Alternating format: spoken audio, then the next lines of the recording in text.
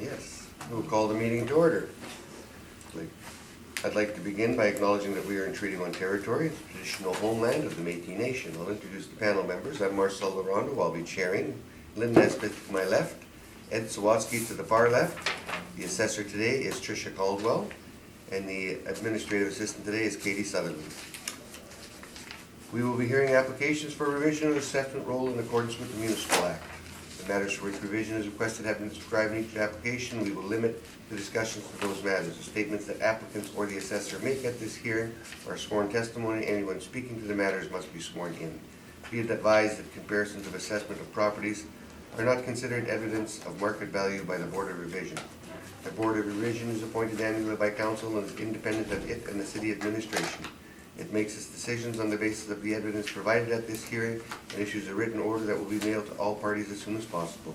Please note that the Board's decision with respect to an application may be appealed to the Manitoba Municipal Board if the matter pertains to assessed value or classification, or the Court of Queen's Bench if the matter pertains to application of exemption from taxation. Should you wish to appeal, information on how to do so will be included with the Board order. With respect to the hearing process, I will confirm the matters to be addressed with each applicant following the swearing in. We will then have the assessor's testimony followed by questions that the applicant may have, and then the applicant's testimony followed by questions.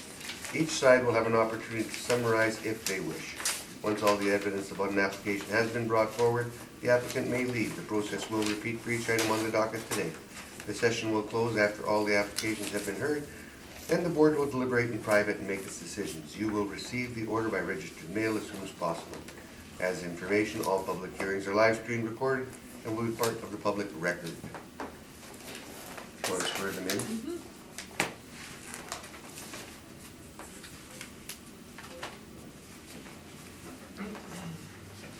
Do you swear or affirm?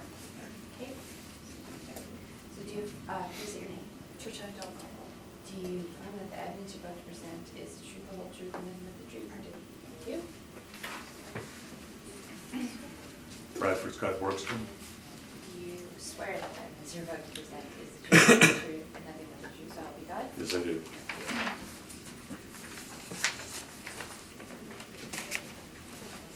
Just so you know, Lynn's parking, I paid for it, so it'll be a double on mine. Okay.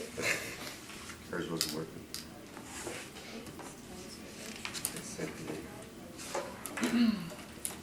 We'll start with 465 Pamet Road. Tricia, when you are ready, please. Okay, the roll number is 09010326100465 Pamet Road. We have a 2020 assessed value of $17,285,000. And before I go over this, I just have a small recommendation to make. I believe Mr. Borgstrom included this in his income workup, but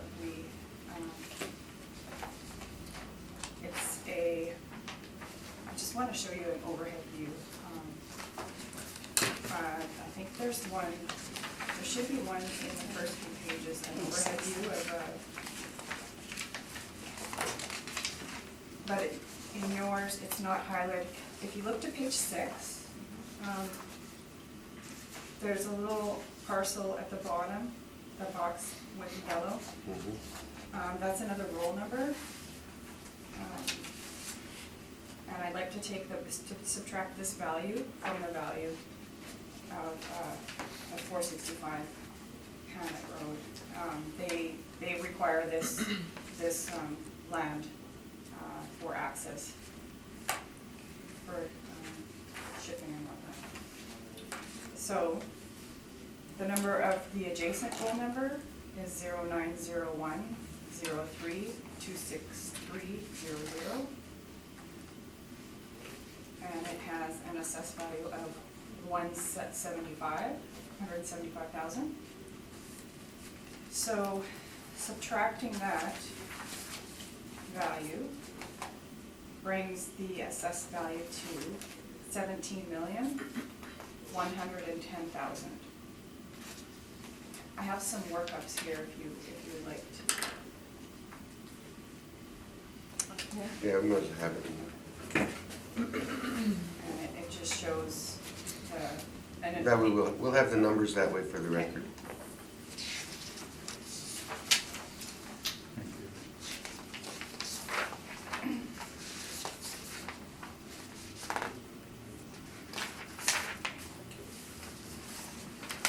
questions, you can ask questions, or when we get to question time, right? Carry on, Trish. Okay.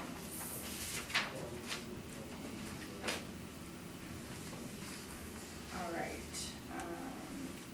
This is a one-story building with some mezzanine space. The effective year built is 1987. Wall heights between 12 and 28 feet. It's zoned M1, and there's a land to pile area of 3.46. I'll just go through my brief quickly. Page 2, you see there's no recent sales. I guess the 2006 sale is not really relevant to the value today.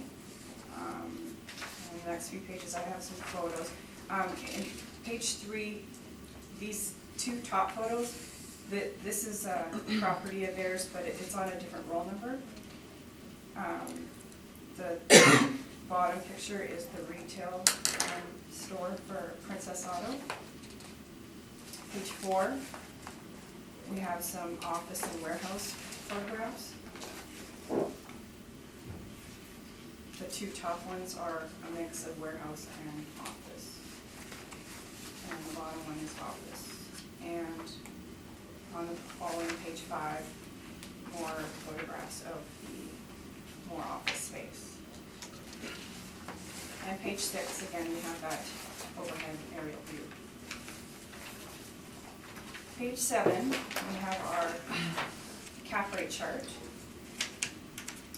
All industrial rates range between 5.50 and 9.80%, with 60% falling between the 20th and 80th percentiles, between 6.34 and 7.80%.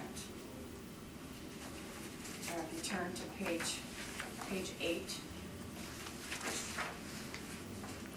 I have the income workup for the first income stream. There are two income streams. This is a retail warehouse income stream. In this income stream, we have 42,837 square feet, and we've applied a rate of $12.56. A vacancy loss of 4%, 2% expenses, a shortfall rate of $6 a square foot, an overall cap rate of 6.15% for the estimated value of $8,063,000. And on the following page, I have some retail warehouse comparables.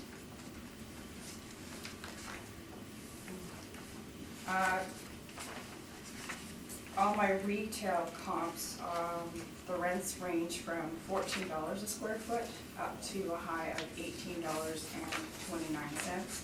In fact, I believe the subject has the lowest rate of my comps. I was looking for similar comparables in the retail warehouse.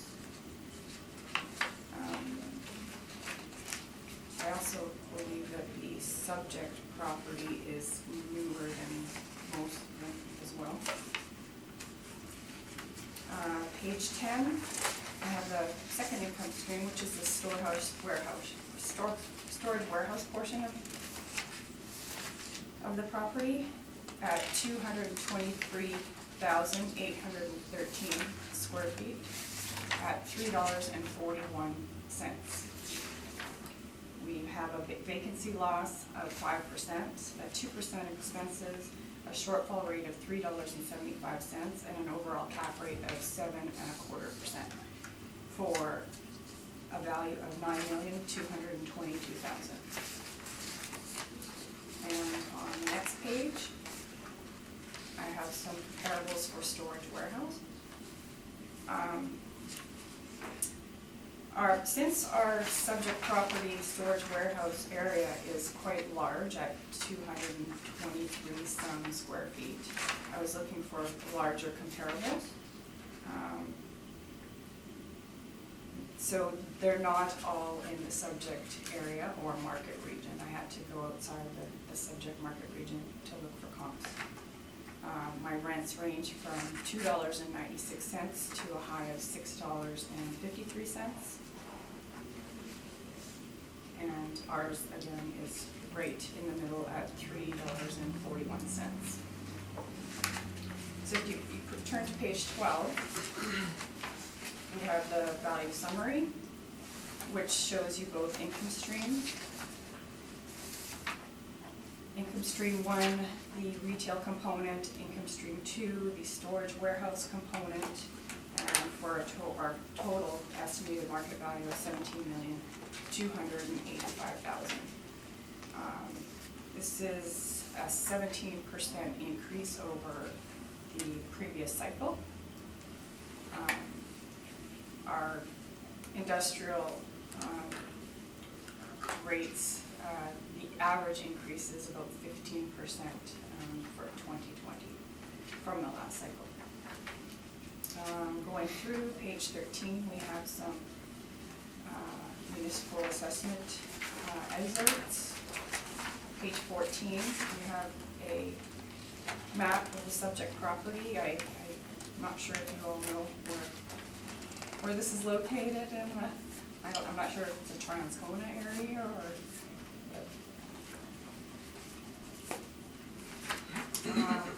I've also got some permits, just showing you some of the money that's being put into this property. It's quite a large property that has several Canadian outlets, with Winnipeg being kind of the head office. That included a couple of board of revision decisions using the 2% non-recoverable expenses. And towards the end, we had on page 23, we just talk about how we took a fresh look for the 2020 general assessment, and we decreased our non-recoverable expenses from 7% to 2%. And there's some examples of that in there on page 26. We also have some cap rate evidence on page 25. And yeah, so based on this evidence, I asked the board to confirm our value today at $17,285,000. 17,110,000. Sorry, you're right. Now, did you calculate the increase with the new number? The increase within the number? The percentage increase? Oh, no, I didn't. It'll be a little bit less. Yes, that's correct.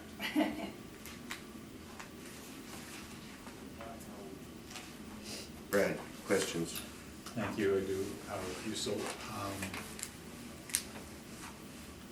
this morning, we're going to hear the typical areas of dispute, including cap rates, the non-recoverable expense ratios, and I'm wondering if the questions put in respect of those matters might apply to each of the properties this morning. Yes, they may. Okay.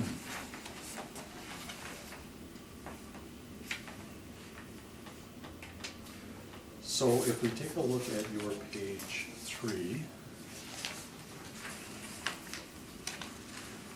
and the bottom picture, you'd agree with me that that's what the city classifies as the RWC? Yes. And if we look at page 6 of your brief, that's in the sort of orange outlined area, that's the top structure labeled 515. Yes. Now, as you look at that property, is available parking something that you considered in determining a rent for an RWC? I'm not certain, Okay. to be honest. Let me back up a minute. So you're here this morning defending the model cap rate, the model rent, model vacancy, and so forth. Right, Okay. as far as retail goes, I have never worked in the retail section, so when we do have a retail component, honestly, I don't know very much about it. Okay, fair enough. From a personal experience level, though, you've attended, for example, a Rona or a Home Depot, yes? Yeah. And they, in your view, or do they, in your view, have significantly more available parking than is shown on your page 8? Yeah. Is that something that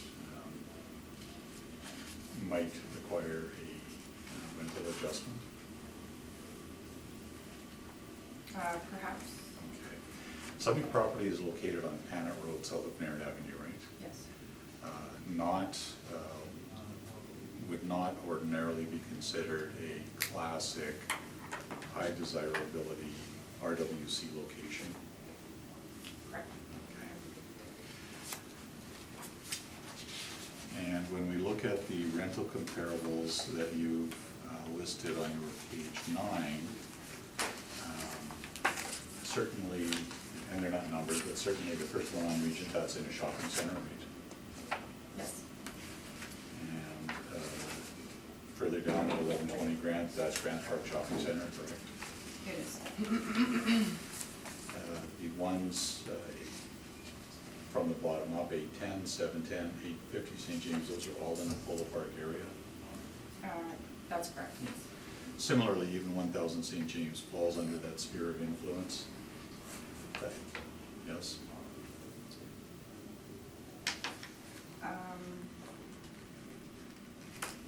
I believe it's a standalone store, but I believe it also. They're all, I believe that they're all standalone stores, or they're RWs, certainly classified, I believe, as RWCs, but the location is in the Polo Park area, correct? That's correct, yes. And would you consider that location to be superior to Panet Road? Yes. Also requiring a downward adjustment, right? Yes, and our rate is, our retail rate is. And I appreciate that. Are there no larger retail, even RWC units closer to the subject property in terms of location? I searched for RWCs in this subject neighborhood, and I could not find For example, opposite the subject property is a PV Mart, right? I know you had that one in yours, but I think I. That didn't come up in your search. No. Fair enough. That's fine. I think because, I think the property type we have it under is different. There's, PD Mart was under retail shopping center or something like that.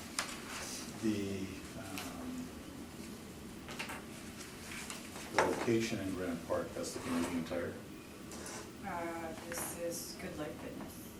so it's not really a retail operation, it's a gym. Yeah, but it's kind of like, it's very similar to a retail warehouse in that it's kind of a shell warehouse. It's a gym. Yeah. The occupant of 1555 Regent, who's that? Marshalls.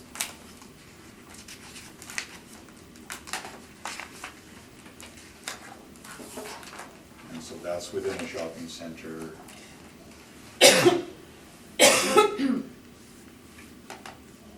Did your search pick up the Valley Village on Narren Avenue? No. Okay. Oh, I'm not, no, I'm not saying it didn't, it may have. You've excluded it. And that's fair I enough. don't, I'm just- honestly, I don't recall this, I Fair did this enough. several months ago, so Fair enough. Now, in terms of the capitalization rate that's been applied here, the model, just talk about model cap rates in general for the moment. Bear with me while I find your page.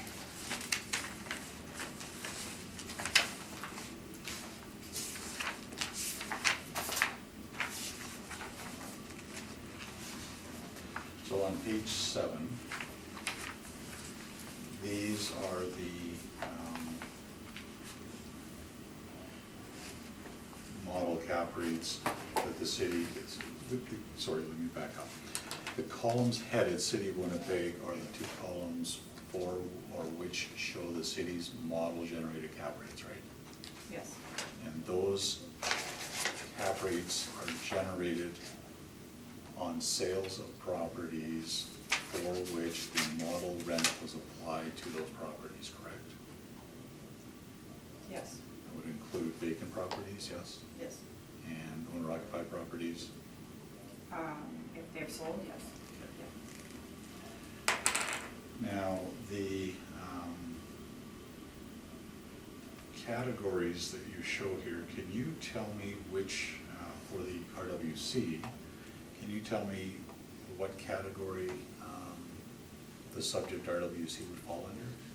We don't categorize them. The only reason they are under these categories is because we put them in with Colliers, CBRE, and Cushman Wakefield, and they have these categories. Okay. So the city doesn't have model cap rates for RWCs, if I'm hearing you correctly. For RWC, if I go down to retail, it looks like, their ranges,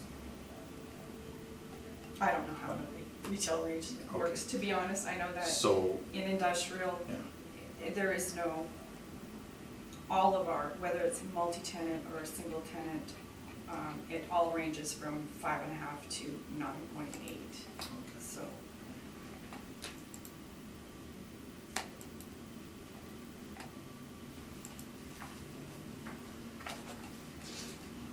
In looking at your storage warehouse, let me just back up for a second.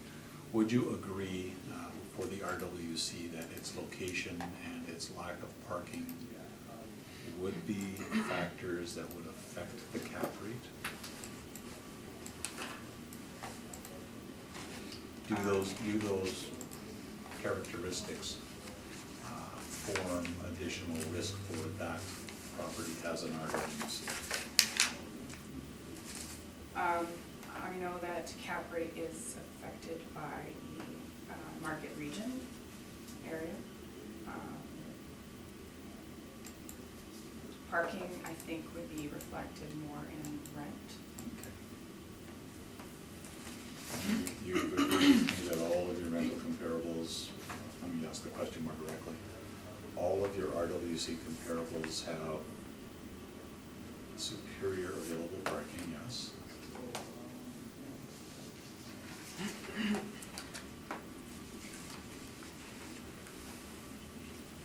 Yes. And all of your RWC comparables are better located, correct? Yes. Okay. So, on the first page of your brief, you show the actual year built between 1950 and 2012. Do you know the breakdown of the various stages of construction for the property? I do not have it with me. But the city's model has generated 7.25, correct? Yes. And it's a single occupant property, correct? Yes. Now, you show the wall height as ranging between 12 and 28 feet. Do you know how much of the space has 28-foot height? I don't have that information. Fair enough.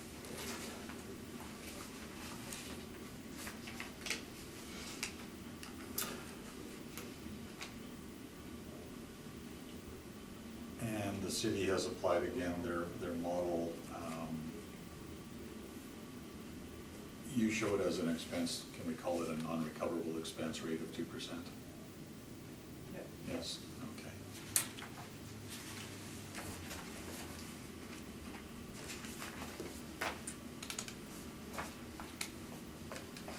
And do you,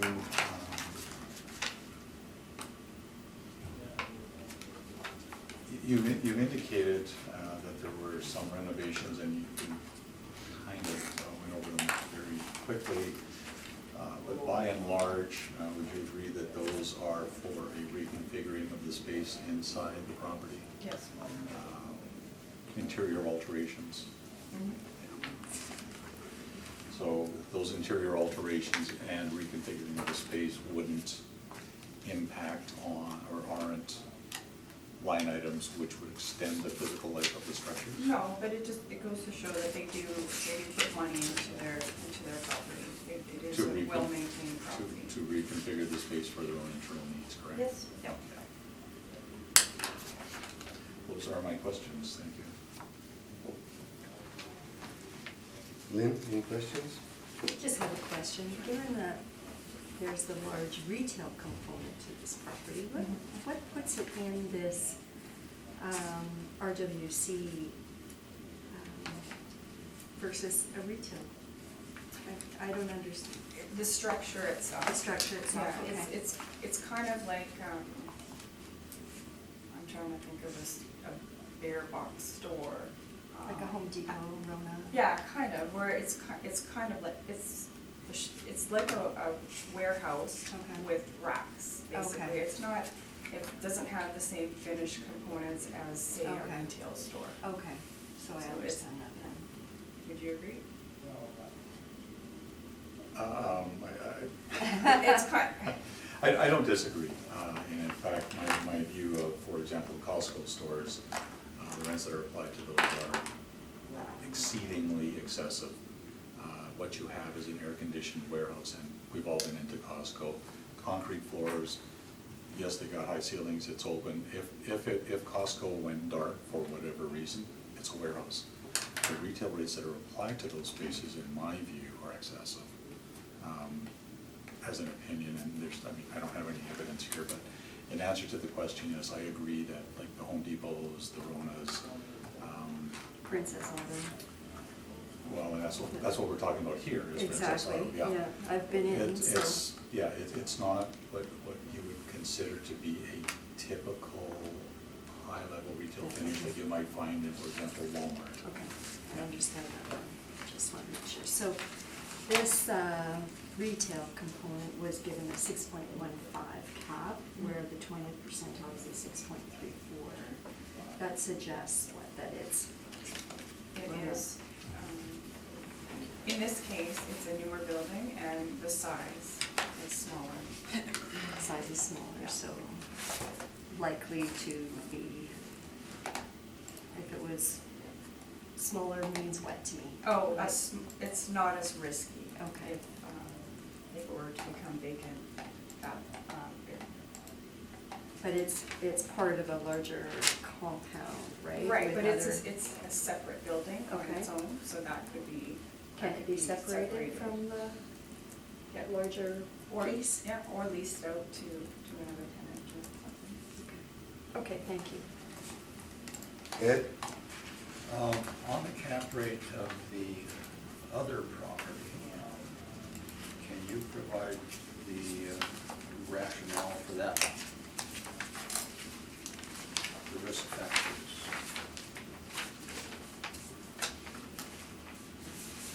That's 7.25. Right, and all I can say, it's a model cap rate. Cap rates are derived from size and like leasable area and effective year built. In this case, effective year is 1987, as well as the area, the market region where it's located. Location. Okay, thank you. With the warehouse portion, is all of it heated space? As far as I know, it is.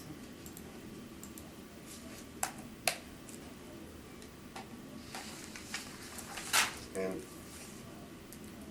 it's sort of a difficult one, because you end up with your land plan area is 3.46 for parking, I guess. But that takes in the entire property, doesn't it? Yeah, it's kind of, if you, again, if you look at the overhead, it's kind of spread out. Yeah. Yeah, so, you know, if it were all one building with that land around it, maybe it would be easier to gain access, but just the way it's configured.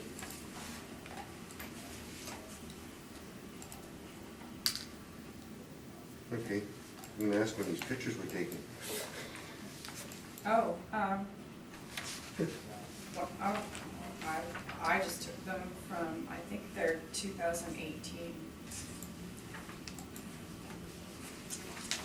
Okay, Brad, I'll make the presentation. Okay, and so just as a preface, or preliminary remarks, all of the properties we're dealing with today are owner occupied.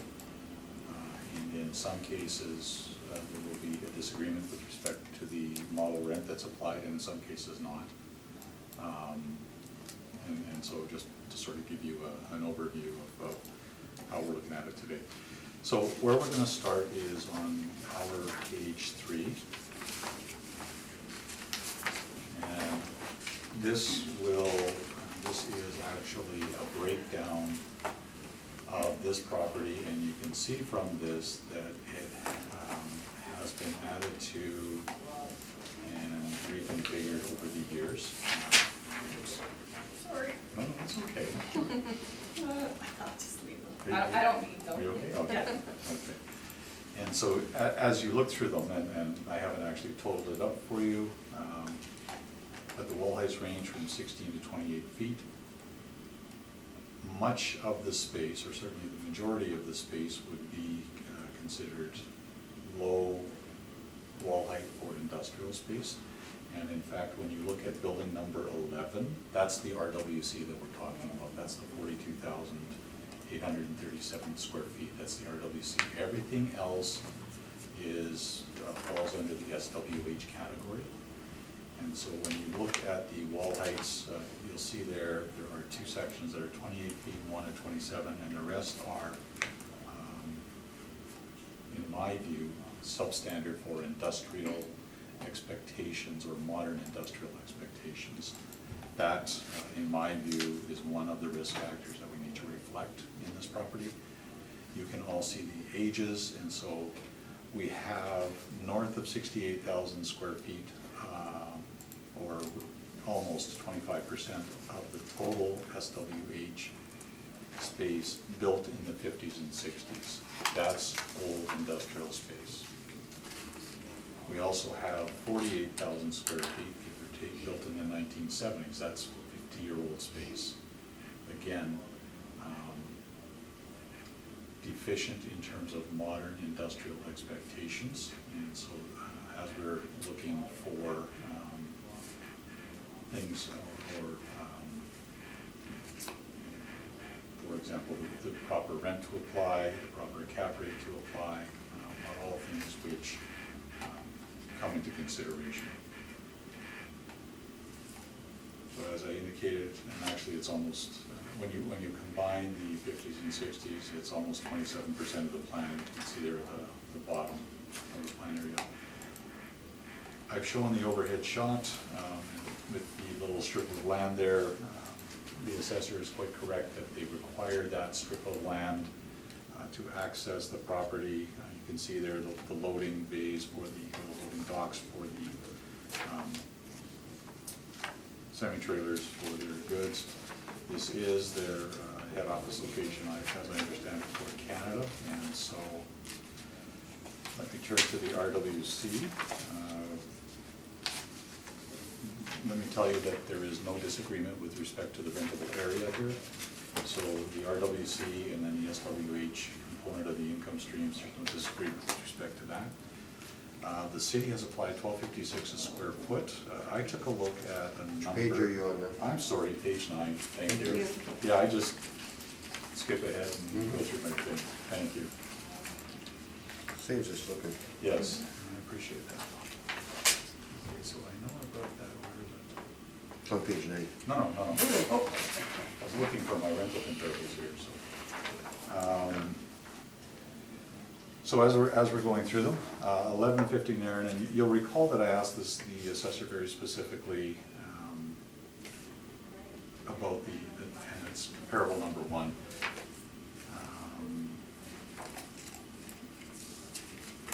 That's actually a PV Mart. That property has been renovated over the years. It has an effective age of 1990.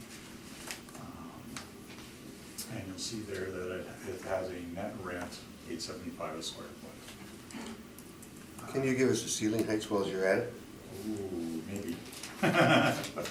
Save us asking the question Yeah. later.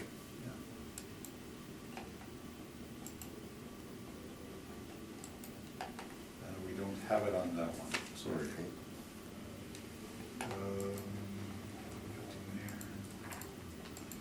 Ranges between 9 feet, sorry, I do have it further down, between 9 feet and 17 feet, depending on what it is.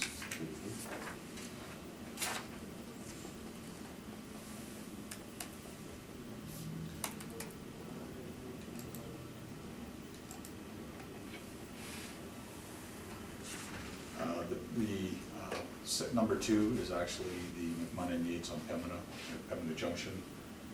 Number three on McPhillips, 6.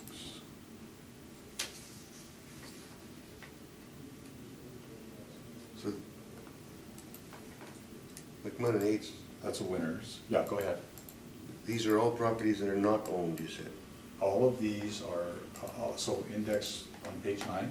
Yeah. Index numbers 1 to 10 are all leased properties.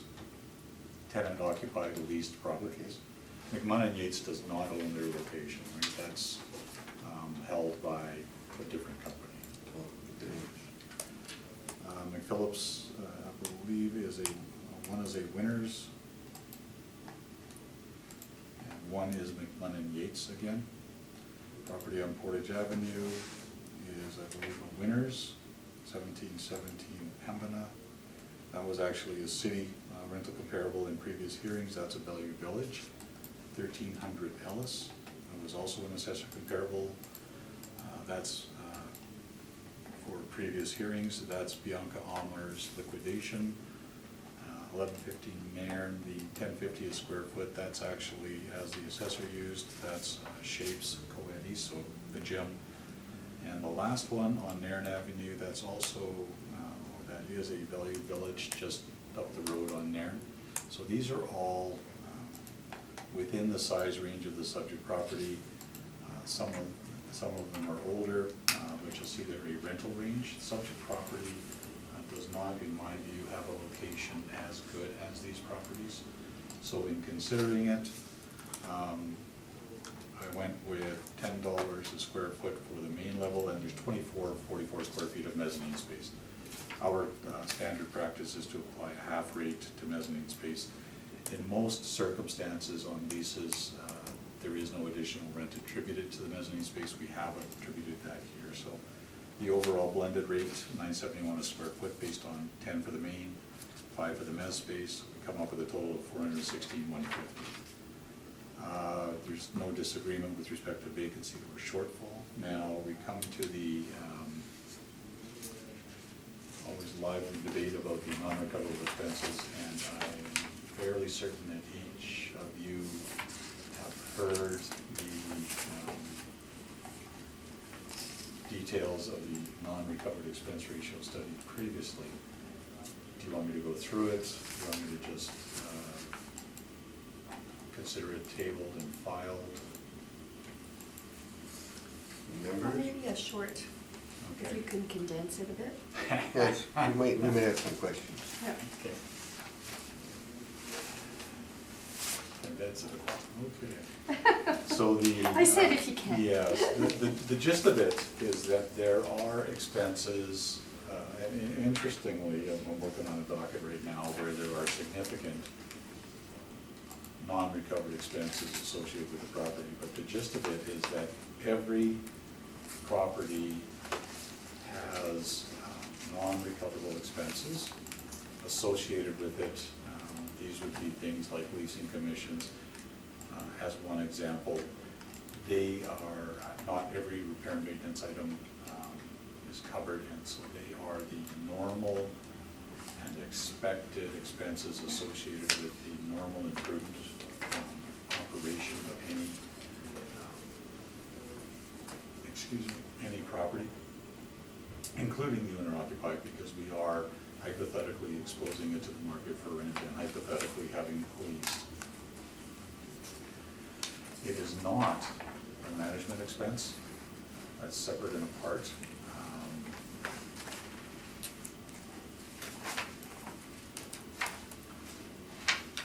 And we have also included a number or a large sampling of the actual expense ratios for different types of properties, including industrial, office, retail.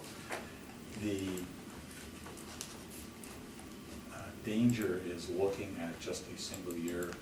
In any given year, it might be 0, or it might be far more than the number that we're suggesting here. In looking at all of the evidence that we have within our study, our conclusion was that 7% was the right rate to be applied. And so, to be clear, this is not an adjustment of the, or not an adjustment made to arrive at a net effective rent. This is an expense which is associated with the normal prudent operation of any given property. The city uses exactly the same rationale. They come up with 2%. We think based on our information it should be 7%. So I hope that that covers enough for you. I'm sure we'll have some questions when we get to your questioning time.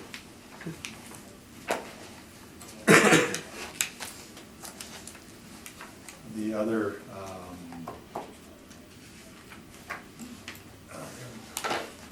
so we have, for this property, filed 2 separate capitalization rate studies, 1 retail, 1 industrial. And so I'll just deal with the retail one first. There are when we took a look at the capitalization rate, or we're assembling the capitalization information for the studies, in all categories, we took a look at what was happening in the market, in the financial markets, in terms of the cost of money, what's happening with mortgage rates, what's happening in the broker reports, what do they think the appropriate rates are, including what their benchmarks are. We've included all of that in our studies. We also took a look at some very specific cap rate comparables, and all of that information led us to the conclusions that we arrive at. And the capitalization rate study for the retail is fairly in-depth. We have, in our conclusions, suggested that most retail capitalization rates are going to range between 6.5 and 8%. In this particular case for the RWC, you could certainly make an argument for a higher cap rate given its location and lack of parking, but we applied 6.5%, sorry, 7% in our analysis, up from the assessor's 6.15%, and that's based on all of that. Location, others very specific adjustment factors. Turning to the SWH on page 11, there's no disagreement with respect to the model rent that's been applied on this property, so we are agreeing with the city's rate, overall rate on the 223,813 square feet at $341 per square foot. We agree with vacancy and we agree with shortfall, so the 2 issues here, non-recovered expenses and cap rate. And the non-recoverable expenses I've touched on already. The capitalization rate report that we filed separately.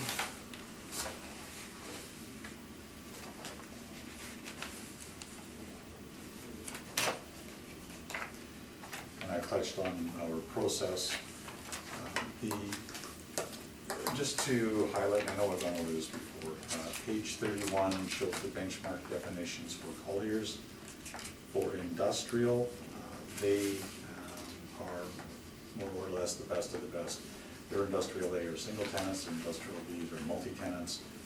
Newer, long-term investment rate covenants in terms of the leases,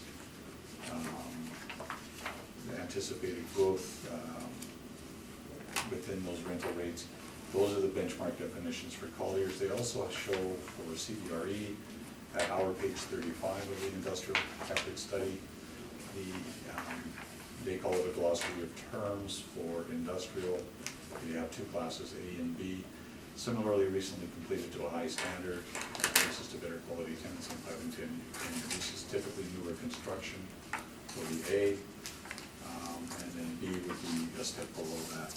So, subject SWH, you'll recall that I talked about 27% of it being built in the 1950s and 60s. Most of the space, or a good chunk of the space, having low ceiling height. In terms of SWH, the location isn't terrible, but it's not, certainly isn't within an industrial park. It just has sort of grown up into that space in that location. So we've applied an adjustment based on all of that, varied the city's normal cap rate. We think 7.5% should be applied here. Very large property, much of it has low wall height, low clear ceiling height inside. So we show the mathematics on page 12, and the calculations, and you'll see there on the under the column title total, there's an adjustment of $175,000. That's for the little strip of land at the south end of the site. So based on all of that, we are looking for a reduction to $13,417,000. I haven't included pictures. You can go through them at your leisure on page 15 and following. Gives you a flavor for some of the industrial space within there. And then we also include the backup information with respect to the city's records on the structures. And then on page 21 and 22, we show the city's income summary as to how their model arrived at their valuation. So I believe that that's the information I wanted to cover here.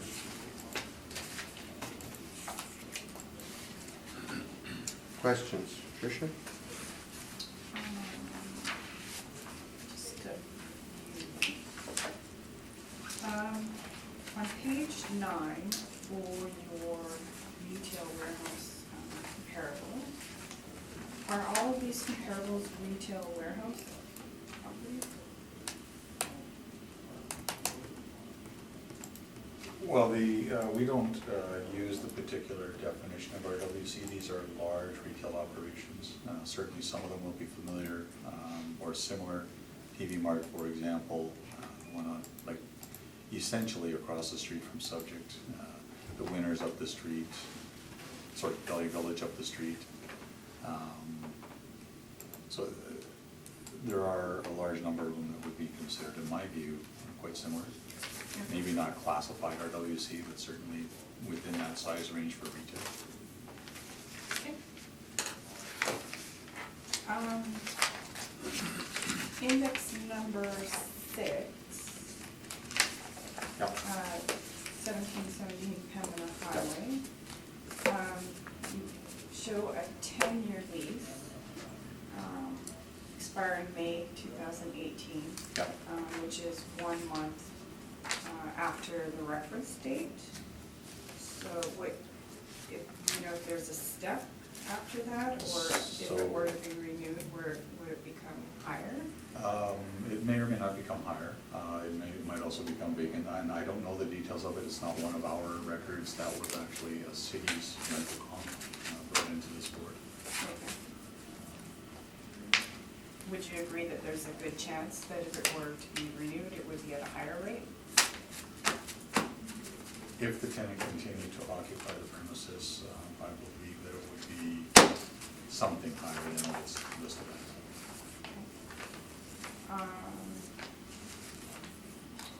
Index number 2. Is this a pure net rent? This $595?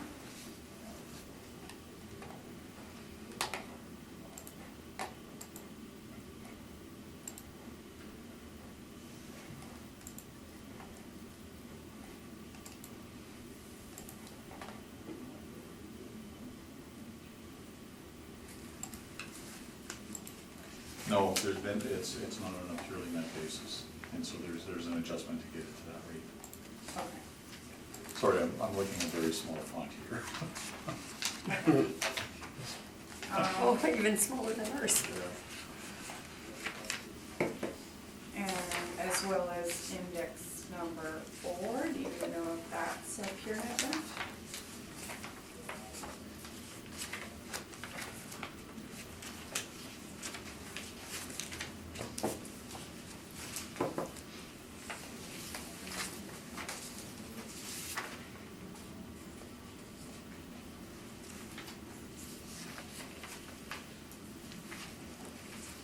That is also not a pure net rent, there will be an adjustment to get it to the net rent basis.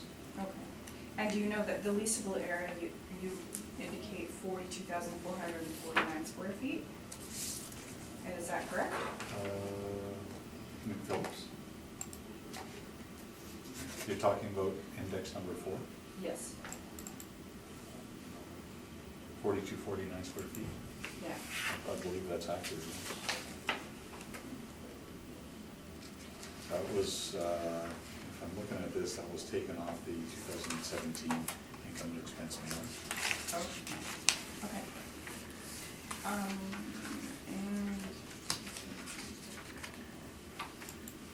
And index number 10. Where did you receive this information? We haven't received any income and expense since 2009? Well, that was surprising, that's 1150 Nair, and it's in the same property as the other one, so I'm not. Oh, no, the 970 there, sorry. The bottom one. Oh, okay, yeah.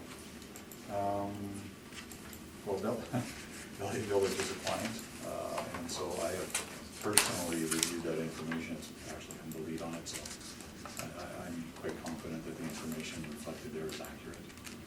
They are the tenant, but they are our client, so I don't know what the landlord does, but I can tell you that that's the lease rate.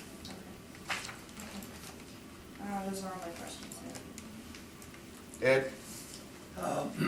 Yes, on your page 12, you've indicated adjustments in the SWH. Can you explain what that is, $175,000? Oh, that's the strip of land at the bottom that the Oh, is that assessor what that is? made the recommendation on, so, Okay. yeah, that's what's been applied, I believe, in previous reassessments, and it was missed or overlooked, so. I wasn't clear, Yeah, but thank you for that. And there's no issue on vacancy rates between the two? That's correct. Thank you. I have no You got no questions? I'm gonna ask both of you a question on that 175. Why are you taking it off if it's not on the actual property? It's a separate title. It's on a separate bill. So why are you taking it off the value? Let me take a shot at it. That is a. Convince me. That is a typical approach that we use, where, so let me give you the I example. love the word typical. Let me give you the example of the Nicollet Hotel. Mm-hmm. There is a separate roll parking lot that they use for the business operation of that hotel. Every cycle, that parking lot gets removed from the calculation of the assessed value. That's one example. That doesn't tell me why. So the other way to look at it is that I consider, and I'm going to speak for the city, I consider the two parcels to be one economic unit. It's required for the efficient operation of the property, so it's one economic unit. But we're not assessing that $175,000 property. It's already assessed. Separately, and that's Separately. because it's one economic unit, that's why we are deducting it at the end. But it's not part of what we're dealing with today. I agree. So why would you take it off? I'm not catching the reason why you would take it off.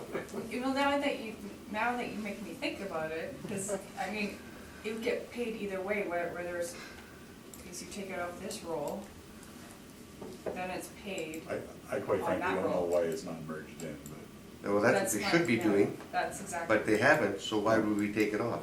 because if it's not merged in, why are we removing it? Because they're paying a separate piece on that.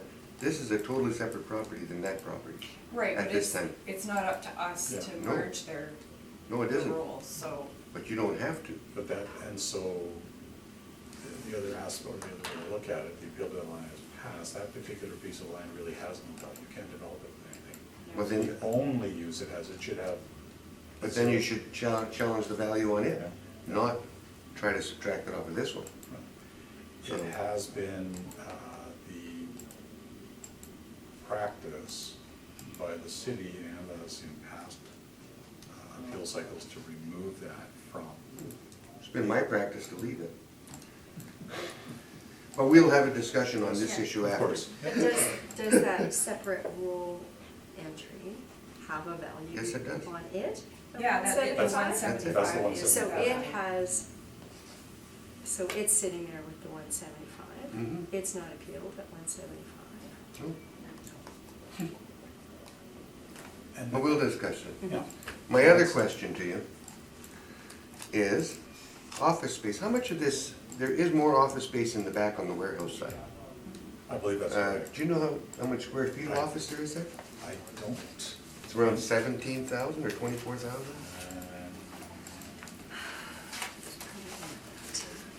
I'm trying to figure out why it wasn't charged at a higher rent for the office space. Because you never, well. You never? I This never. is their we home don't, office? well, we don't apply differential rates. You're talking about 223,000 square feet of SWH. It will always have,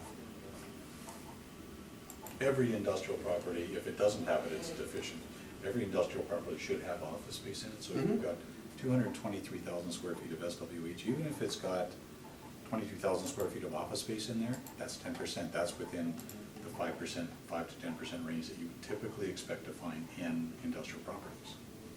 But this is the management for the entire country out of there for Princess Auto, that they're managing out of those offices.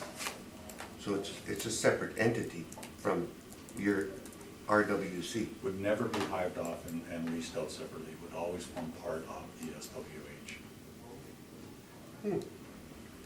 Do you not think that gives it a higher value though, when they can No. use it as that type of a corporate And in office? fact, the city tried that approach a lot of years ago on Palliser's property on Kerningan. Yeah, Where they tried to, or their approach was to value the office space separately from the warehouse space, and the municipal board rejected that approach. your mezzanine that you're talking about in the front on the RWC, that's the office space in that building, isn't it? In that space? In the RWC part. Um, That's the office space in there, is it No, not? I don't know of a certain.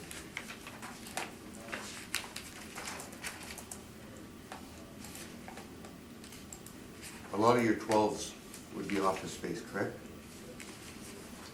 The wall height? Yeah. Not necessarily.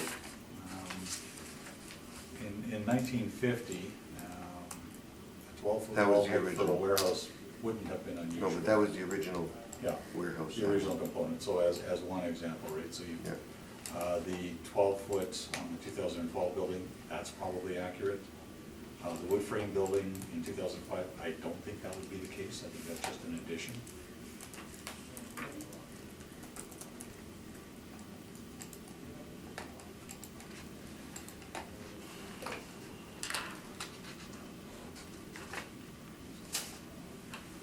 The cap rate that you're trying to bring to 7.5, can you bring me to that spot again in your report? I must have missed something. So. On the this- SWH. So this, within our cap rate study, there are adjustments for very large single occupant properties. Mhm. There are adjustments for location. There are adjustments for other factors like land building ratio.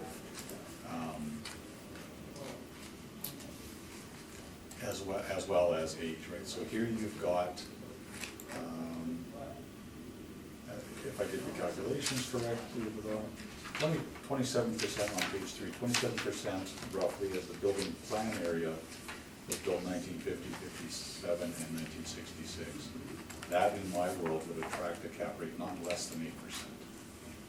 So, looking at everything, 7.5% for the SWH income stream was the rate that I selected as appropriate. Okay. I've got no further questions. Anything in conclusion, in summary, summation? No, I'm good. Okay. Nothing? That'll conclude that matter. Does anybody need to take a short? Recess? Yeah, we're gonna take a short recess. We'll call the meeting back to order. Item number 2 is going to be a 1001 region. It's just amount of assessed value. Tricia, when you're ready. All right, this is roll number 090037379100, 1001 Region Avenue West. We have an assessed value of $7,050,000. This is a 28% decrease over the last cycle. I believe there was a rec for the previous assessment at 5.4. This is a one-story building with some mezzanine. The effective year is 1973.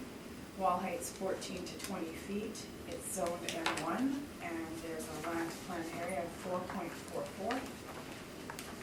Turning to page 2, there's been a couple sales. The most recent sale in 2013 at a sale price of $5,300,000.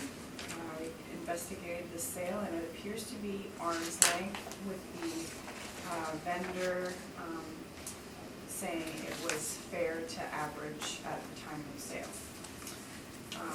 As far as leases, there was a gross lease in place, which is at the back of my brief in the income and expense and tenant verification form. So the next couple of pages, I have some exterior photos of the property. Page 3, you can see 1001. There's a couple separate buildings on this roll. 1001 Regent at the top. There's a small building off on the east side, and that's 995 Regent. And on page 4, you can see some views from different angles. And then on page 5, there's some overhead views, and in the bottom photo, you can see the land, which is mostly to the rear of the property. And if you can look at the top of the building, and you can actually see the 5 different buildings. I think there's 4 separate buildings in the large one, and then there's the small one off to this side there. Page 6 is again our cap rate chart. And turning to page 7, we have the income workup. It's a storage warehouse property with a leasable area of 150,094 square feet. And there's a blended rent of $4.83. We have a vacancy loss at 17%. This was carried over from the previous cycle. They've been having ongoing vacancy issues, and I believe the 17% is appropriate again in this cycle. We have expenses at 2%, the shortfall rate is of $3.75, and an overall cap rate of 7% for our total value of $7,050,000. And on page 8, I have some rent comparables. All of the comparables are above 100,000 square feet, with rents ranging from $5.17 to a high of $6.53. So our rent actually is the lowest in here at $4.83.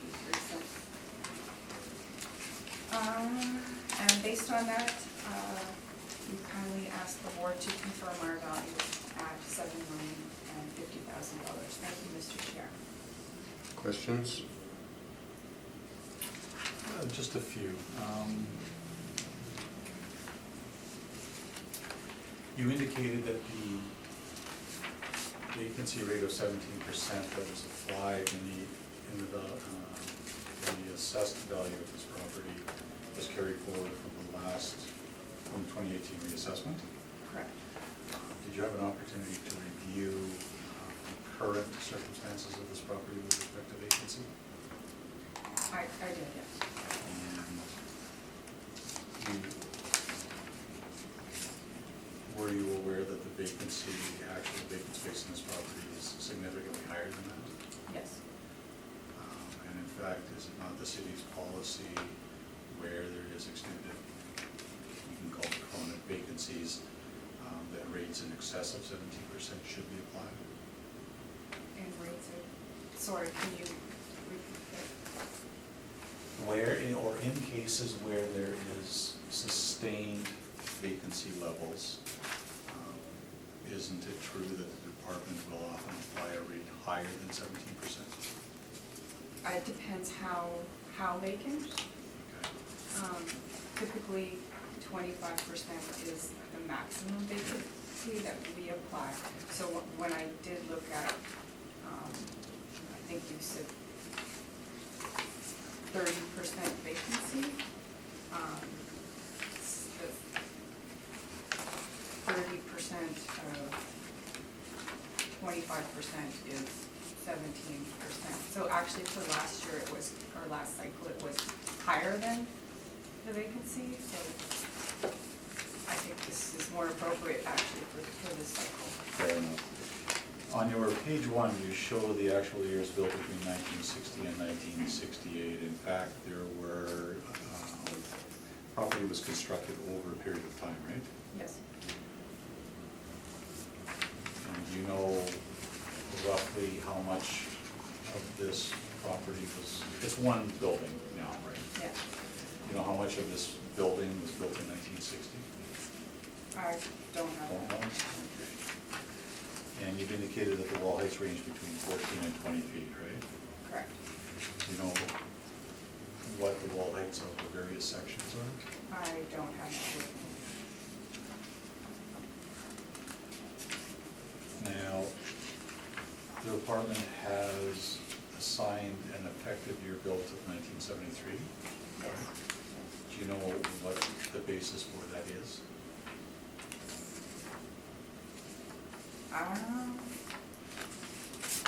Sort of. It's kind of a formula used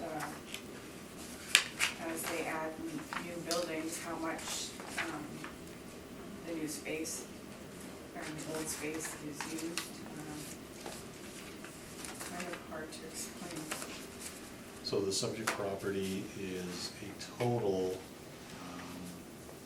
it has a gross floor area and the leasable area, 100, let's call it rounded it off, 150,000 square feet as a single building, yes? Yes. And it's not subdivided inside into bays, correct? Right. And so it's a single occupant, essentially or effectively a single occupant building, yes? Yes. Is something of that size a greater risk as an investment in the open market? Yes. Those are my questions. Thank you. Ed? Yes, the vacancy rate, you said it was 17% carried from the previous cycle, Yes. and it's higher than normal. So what would the normal or the actual, what would the normal vacancy be? I believe it's 5% for this market region. It's either 4 or 5. I'm not sure exactly which market region. If, give me 1 second, I could probably figure that out.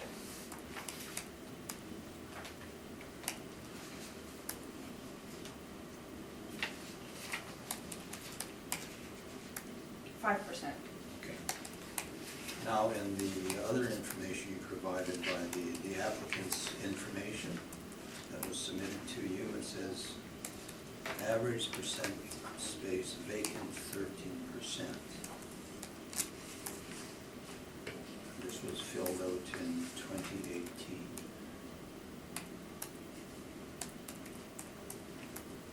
So is that the actual that he's reported? Is that vacant space? No. What sheet? That's page what are- they reported. What page are you on? That's what, Yeah, I mean- that's what they've reported, however, it was brought to my attention by Mr. Boardroom that it's,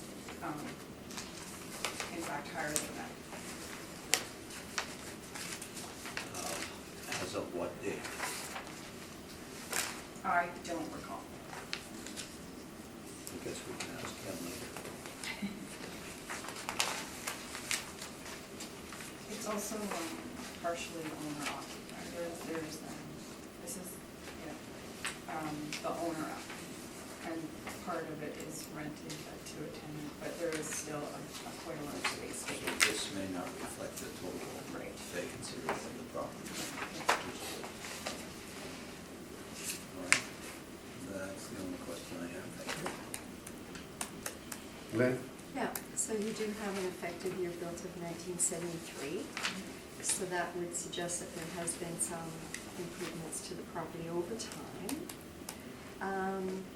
Does that effective year built have an influence on your cap rate? It does. How does it have an influence on your cap rate? Well, whether it's lower, or the effective year build is older or newer. If it's newer, it's going to have a lower cap rate. So does it fit into, is your cap rate stratified by age? By effective year, yes. Okay. Yeah. And what are those breakdowns then for age? Do you know offhand?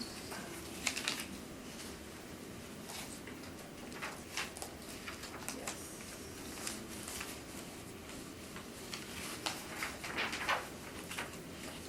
So we have 5 groups, age groups. The first one is before 1955. 1955? Yeah. The next one is 1955 to 1979. The next one is 1980 to 1994. The next one is 1995 to 2009. And the last one is after 2009. So it's in the lower end of your cap rate range, Right. essentially. So this is again effective year, so yeah, an effective year of 1973, that would fall into group 2. So it's at the end, I mean, it's close to 1979, but still in that range. Right. Okay. And yet it's sort of in the middle of the 20th percentile and the 80th Right, percentile. yeah. Despite it being old, so what else is influencing that cap rate? Another thing is the area, the market region itself, and also leasable area affects cap rate as well. Okay, so Regent Avenue is a good location. I wouldn't necessarily say one is a good location or not a good location. It's having difficulties leasing. Is there something unique to the property that would contribute to that high vacancy? I'm not sure, to be honest. I don't know. I know that they're advertising now to lease it out. I don't know what their history of leasing practices, marketing, what have you. I'm not sure. Okay. I'm not saying it's not an ideal location by any means. but I don't know. Yeah, I'm sorry. Okay, no, that's fine. You don't know, that's okay. Okay, thank you. On this property, I noticed you split some of it off as separate rents because of office space. Did you? 2,500 Oh. square feet is office, right? 25, sorry, what were you? On your Page leasable, 7. on your page 7. Right, okay. Is that 2,500 square feet office? I believe so, yes. So you do break office out once in a while then? Yes. Your, and I gotta bring it up because you did, but the last cycle you said it was 5.4 on a rec from the city? Yes. So why a 32% increase? What drove it up by 32% since then? If the vacancy's gone up and you're still using that, what's driven it from 5.4? That's the 32% increase, 34% increase What happens? versus 15 on average. Right, what happens at the board is when there's a decision, even if it's a rec, it goes in the decision and it goes to our data entry department, and they override the overall value. Yeah. They just put in the final value. And so when it rolls over to the next cycle, none of that rolls over. Sometimes, like every cycle, we look at outliers, and if it comes up anything above or below 40% increase or decrease, we would look at those properties and figure out why and perhaps make a permanent adjustment. So this one didn't fall in that category where we would see, okay, something needs to be done about that. It's pretty close. So basically, Oh. it rolls back to a model value after. But all I'm saying is the assessment department at the time saw a reason to bring it to 5.4. With the evidence, I guess that was before you at the time, right? I guess so. It wasn't me on this, so I can't speak for their recommendation, so. Or maybe it was, I don't know. I don't know. I know that last cycle, we did a lot of backroom deals right before hearings, so. Oh, we don't call them backroom deals. Okay. We came to recommendations. I'm just trying to, if it hasn't changed since then, why over a 30% increase when on average it's 15%? Because it went back to the model. Okay, on with your presentation. So I'm going to clarify some of the descriptions and answers that the assessor gave, and I'm going to start at our page 4. And in the top picture, that's an overhead shot of the site and the buildings plural. You'll see there that it's a long, narrow lot, and if you look at the picture below that, you'll see there the little red dot at 1001 Regent Avenue, and there's a tiny little building there in what I will describe as the northeast corner of the site. That's a separate building. And so that's the 25, 30 square feet that had a different model rent applied to it, not an office space. It was once upon a time, I believe, a car dealership, used car dealership. I don't believe that they occupy that anymore, or as a reference date. So let's back up to then page 3. And so that building that we were talking about, 25, 30 square feet, that's building number 3 on our table here in the middle of the page. So that was built in 1971. So for the warehouse, the large building, we have it built in 1960.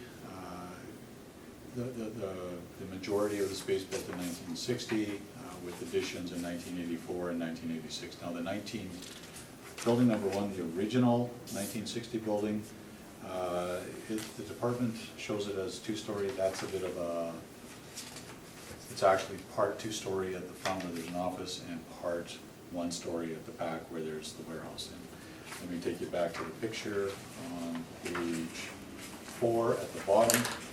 There you can see the front 2-story portion. In the bottom left-hand corner of the picture of the subject property. There you see the two-story portion of the structure built in 1960. And then you see the balance of the building, balance of the warehouse building, and you can see there quite clearly that it's been built in different sections. So we have, arising from that, more than 50% of the improvements built in 1960.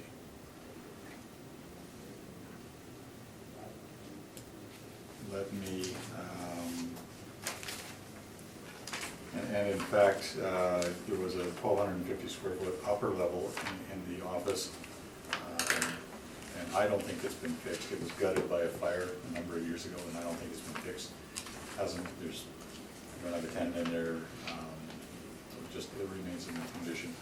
I have included at the rear some pictures from an inspection done in 2013. These, I believe, accurately reflect, other than a fire on the second floor, the physical condition of the property as of the assessment year. Page 12 and 13, you'll see exterior shots. Once upon a time, I believe that this was a cold storage building. That's no longer the case. It was also occupied at one time by Canada One RV. That's no longer the case. You still see the signs there, and right on page 13 or right below that, you'll see the for lease sign. And so this goes back, as I said, to 2013. So for a number of years, they have been ongoing concerted efforts to lease out this property with no success, or beyond very short-term leases. So page 15 gives you a little bit of flavor of the interior space. You'll see there in the top picture on page 15 and the bottom picture as well, the concrete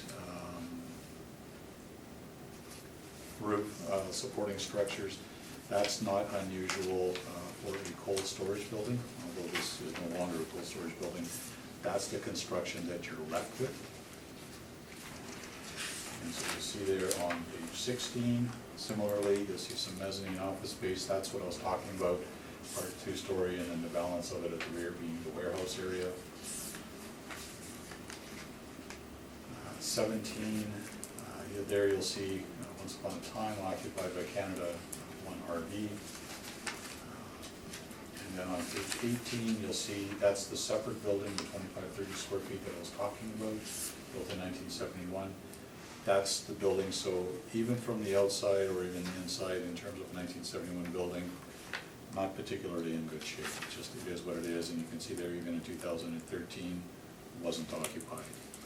So when you come back to page 3, you'll see there that the wall height for the warehouse area, other than 5,300 square feet, is between 15 and 17 feet. That is woefully inadequate for modern industrial standards. So what we have, 1960s, more than 50% of the building built in 1960. You have a low wall height and a low clear ceiling height, and you have a building that's 100. If you exclude the 25-30, it'll be north of 145,000 square feet as a single occupant building, which clearly has had no success in being leased out, notwithstanding the efforts to the contrary. So those are all factors which I think are reasons to certainly give you a cap rate. In this particular case, we have focused, I'm going to turn now to page 8, and there's a typo at the top there. There is no disagreement with the rent that's been applied. Subject property was owner occupied partly. There was a short-term lease to the Northwest Company, as the assessor shows on her page 13. That was for about half of the space, 75,000 square feet. Our information, previously, up to 2015, Gauthier leased the property for very low rent. The owner occupies about 15,000 square feet in here for storage. So we've got 75,000 occupied on the short-term lease, about half the space. You've got the owner occupying 15,000 square feet. The remaining area, about 40% of the leasable area is vacant. And it's been vacant long-term. I would phrase that, or certainly consider that, categorize it as chronic. And so I have varied from the previous 17% that was applied. You'll see there that up to September of 15, property was leased and sold.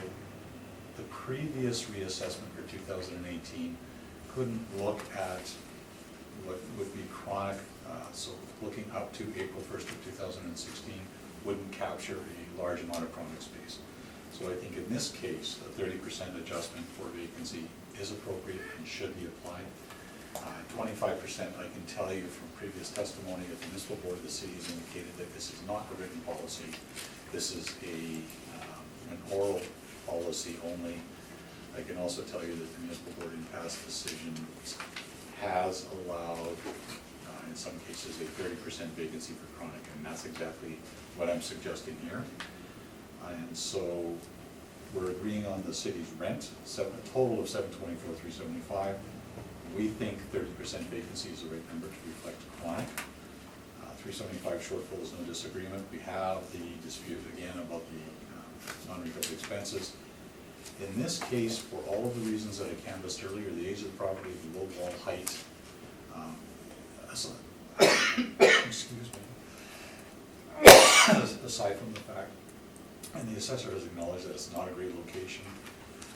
You also have a very large single occupant property. So based on our evidence, recall that I talked earlier that 50s and 60s would be not less than 8%. Here you have some portions of this property built in the 80s, so I have varied the cap rate to 7.75%. I think based on the evidence that's appropriate. And we go through the mathematics on the bottom of page 9, and we're looking for a reduction to $3.907 million. Now I appreciate that that's lower than the previous assessment. However, the circumstances have changed, certainly with respect to vacancy. They have been making efforts to lease out the property. It remains exactly the same. And so if there's a change before the next reassessment, then obviously that would be varied again. But certainly, based on the evidence, that request based on that very vacancy rate and cap rate is well supported. Thank you. Questions? I think I just have one. The 2013 sale, Yeah. $5,300,000, you're asking for well below that sale price in 2013. And so at that particular point in time, and if you look at the information, the previous information on the leases that we showed within our information on page 3, I believe that the property was leased at the time. That's no longer the case, and in fact, it's had chronic vacancy, a very large amount of vacancy since then. So the economic circumstances or the basis upon which that sale price might have been agreed to is very different as of the reference date now than what it was in 2015. Thank you. Lynn? No, other than your pictures are from 2013. Yes. Is the property still looking like this 6 years later? or- Well, the second floor office was gutted by a fire. I don't believe it's been repaired. Okay. But to my knowledge, it remains exactly the same. Okay. So the 2013 sale, I'm just trying to get this straight in my head, indicated it was leased at the time, and that's why it brought in the 5. I believe that that's true. And these pictures are from 2013, Yep. where it shows there was vacancies, because there's a for lease sign Yep. up.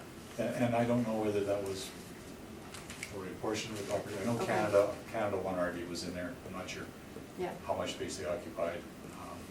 But Is it- certainly more recently, the situation is exacerbated. Okay. Thank you. Ed? Yes, can we go back to page 11 of the assessor's brief, what was handed in on the questionnaire? Sure. At 13%, can you confirm the discussion we had that that is correct? That is the 13% does not represent the total vacancy in the property, just, Well, and I appreciate that that's the assessor's evidence, I'm also aware of that.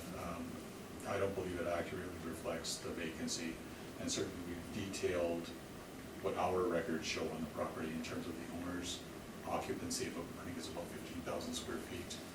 And it's some of it, about half of it, 75,000 square feet, being leased on a short-term basis to the Northwest Company, which leaves the balance of the space. So I'm not sure how he calculated that. just a curious number in light of all the other numbers.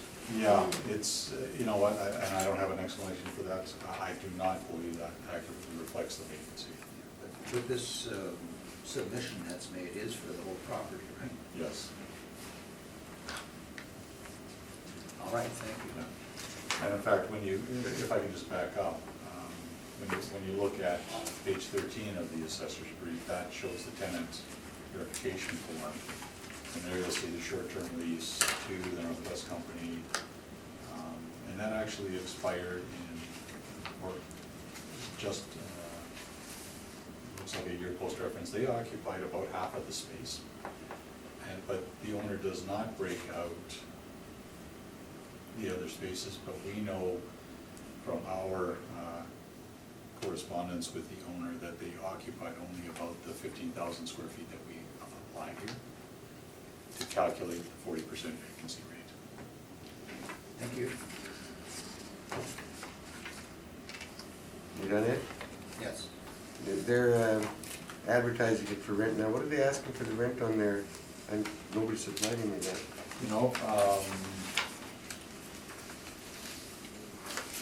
look here.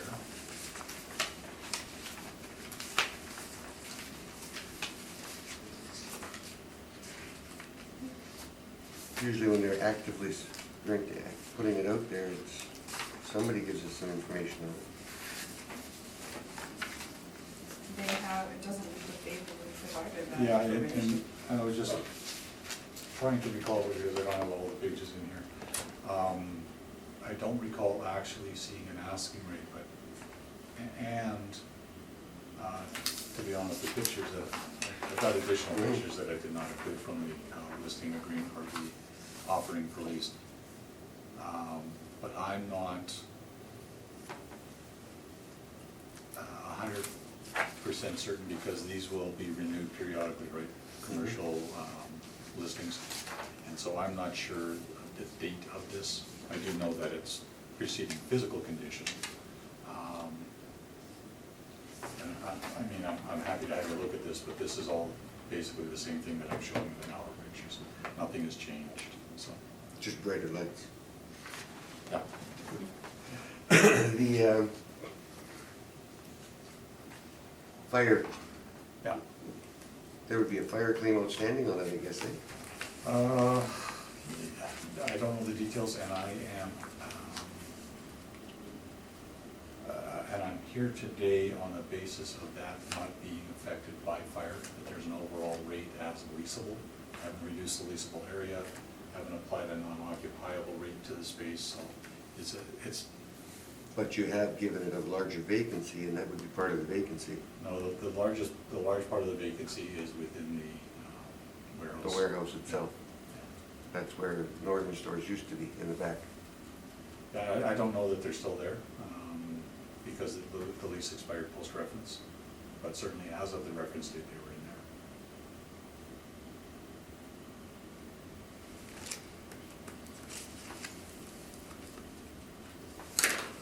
No further questions?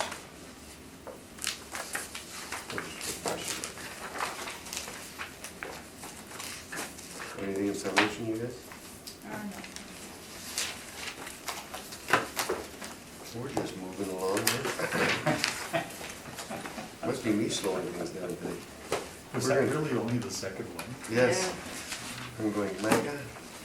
Let's do a little better. 401 Chrisland? Just the, Chrisland Street. When you're ready, Trish. okay, I would like to ask for reversal of bonus in this case. Okay, give us the reasons why. On page 12 of my brief, you will find the certified mailer envelope. If I can, in Sure. the Are interest you of, challenging it? in the interest of expediting things, we are not challenging the assessor's request. Okay, you're up. Thank you. You want to read the file number and the roll number on it at the same time then, please? I can do that. That's not your job. Yep, 401 Christland Street is the civic address. File number 19-3498, and the roll number 0900745200. I'm going to start at page 3. This is actually the business operations of Economics, where they manufacture their fiberglass products. And they do tubs and things like that. So I'm going to first of all talk about the physical structure, and then I'm going to take you through some pictures of the property from the previous inspection. You'll see there in the table, again, we have an older property with low wall height. The wall height of 20 to 21 feet is going to give you a clear ceiling in the range of 19 and a half feet, or less for the larger section. Masonry wall, they built in 1961 and 66. We have the average weighted age is 1962, but the department has assigned 1969 to the property. I took a look at the pictures from previous inspections, and frankly, in my view, it's a 1962 building. We can go through the pictures on page 12 and following. Your big issue is going to end up on the 5% in the cap. You're pretty much on 5%? Your extra 5%, the 7. Oh, yes, yes, yeah. Because everything And so, else is- and so there's no disagreement with respect to rent on this property, so what I'm doing is I am taking you through the property to establish the reasons why I think the cap rate should be varied. Let's do that. Okay. So I have a 2-story office building. That's the section that's closest to Regent, or on the south end of the property.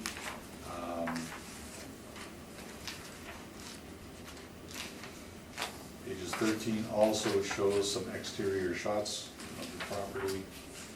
Page 14, this is from a November 2011 inspection. Nothing has changed in there, and I'll tell you why in a moment. 15, 16, and following. You can see a combination of metal halide lights, but in the low ceiling sections, or the really low ceiling sections, you can see fluorescent lighting instead. You can see the sloped metal roof on page 16, which is another section. And I went through the trouble, and it's the very last page, which I didn't number. I actually went through the trouble of taking a look at building permits on this property. And as you go through there, nothing within here really would lead me to conclude that the variant age should be as the city suggests, and I'm going to suggest that it's closer to the 1962 weighted average age that we calculated. And so, which again turns us to our page 8. There's no disagreement with respect to rent. Again, we have the disagreement over non-recovered expenses, but the city has applied 7%. Here you have an old property with significantly low wall height in large part, and so as with the previous property on Regent, 775, I think is a more appropriate rate to be applied here. Mathematics on page 9, and we're looking for a reduction to a total of $2,991,000 for all of those reasons.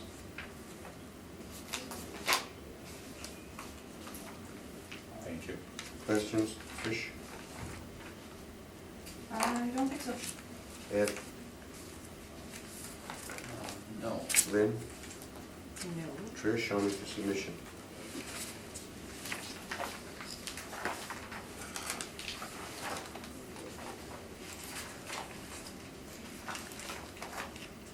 Mark down that we accepted the city's position. Oh, sorry, I should have highlighted, we are applying 4% vacancy here as opposed to the city's 2.5, I'm not sure where that comes from, so. Yeah, I was gonna ask about that. Yeah. Yeah, Yeah. we both had it ticked off. Yeah. This is actually from the Johnson report, that's, when I'm looking at stuff, that's what I go to, so that's why it's, Okay.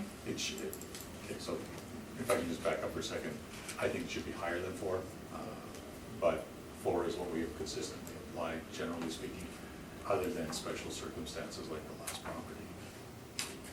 Okay. And in other circumstances, 5, we can find. Where we agree with the department, but if you, I'm gonna suggest that you take a look at the Johnson report, because the vacancy rate shown in here is significantly higher than, certainly a lot higher than 2.5, and higher than 4 or 5. So there's, Okay. so, All right.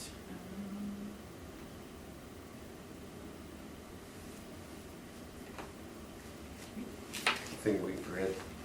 No, she's, we're waiting for the presentation. Oh, you're sorry, right. yeah, I got Yeah, curious. we're on to the presentation now. I'm sorry. My bad. So we're good? Yeah, we're good, you go now. All right, 401 Chrisland, we have an assessed value of $3,600,000. We do have an effective year of 1969. Wall heights from 11 to 21 feet. 92% of the wall feet or wall height is 20 feet. It's zoned M1, and we have a land-to-land area of 4.08. We do have an old sale in year 2000, which isn't relevant to today's value. It's an owner-occupied property, so there are no leases in place. We'll go through some of the photos.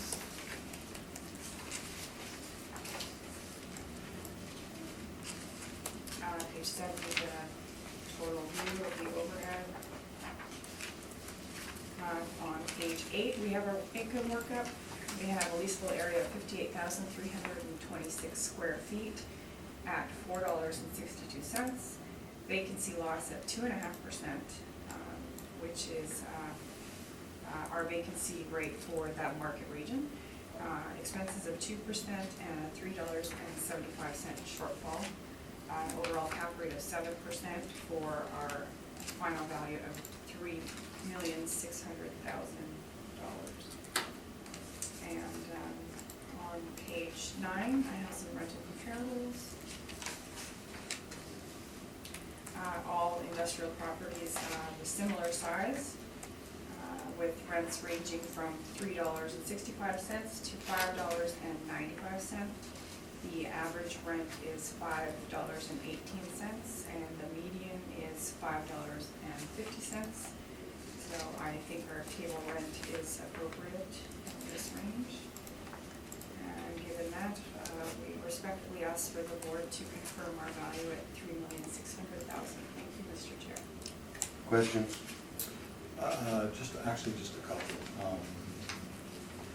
So starting with cap rate, in the previous question, you indicated that cap rates, the model cap rates, are affected by age. In 5 groups, it's affected by market region, and it's affected by leasable area. Yes. So it doesn't seem like wall height would be one of the factors considered. Not in cap rate, no. Now, also in previous questioning from the panel, you indicated that effective age was a formula. We have a formula that we use to. Okay.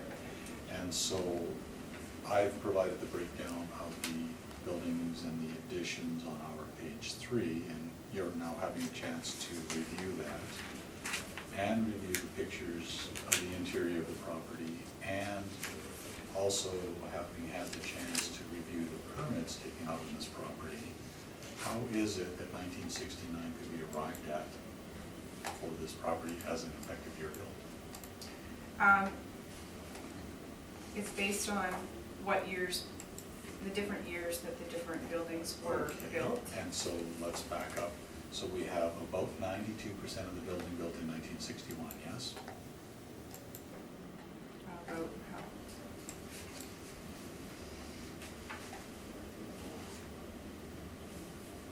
Okay. You agree?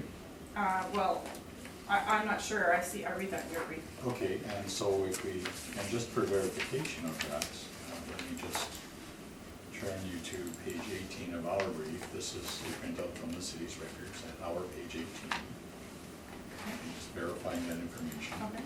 So we have 92% built in 1961. We have 1,870 feet added in 1966, and then 3,000 square feet added in 1972.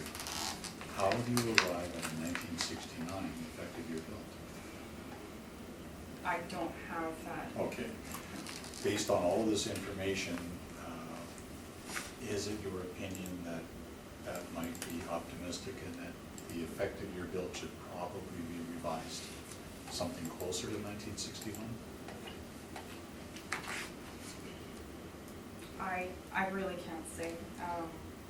Those are my questions. Thank you. Can I Sure, just add yeah. something? Even if we were to revise that to 1962, in our cap rate, it would not, because it's between 55 and 79. It wouldn't really do anything with the cap rate, to be honest. But you may be right, if we need a 1962 effective year.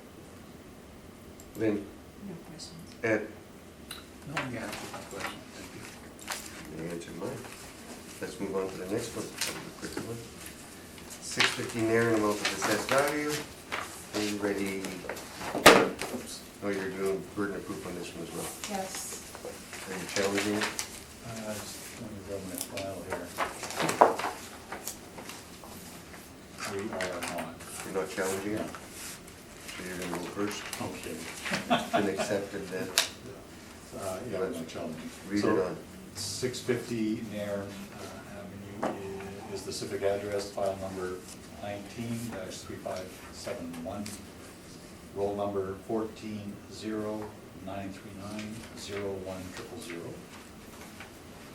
So this is actually a little bit of a unique property, given its location on Nairn, so it's it's like a hybrid, it's partially industrial, and it's partially a little bit of retail at the front. I just, from personal history, I've been in here, I've bought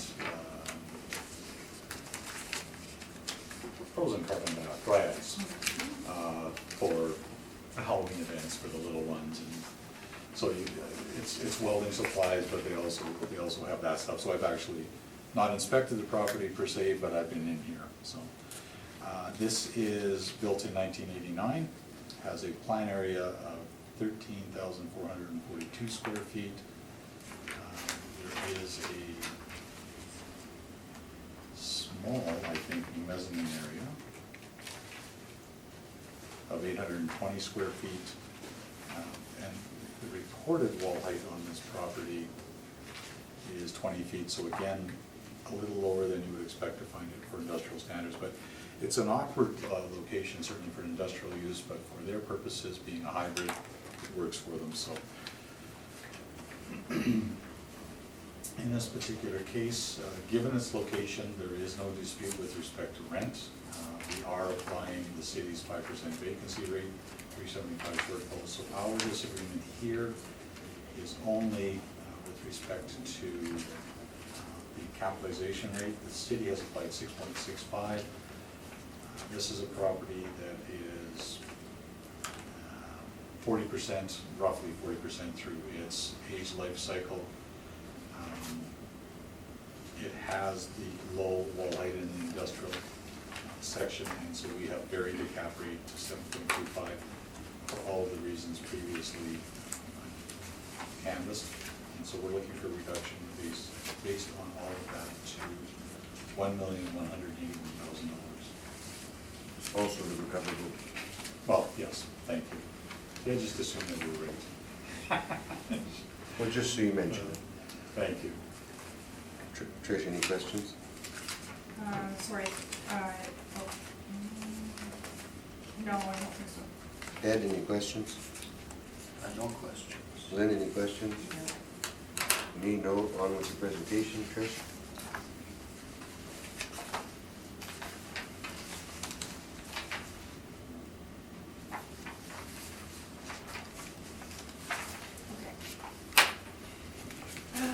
For the 2020 roll year, we have an assessed value of $1,359,000.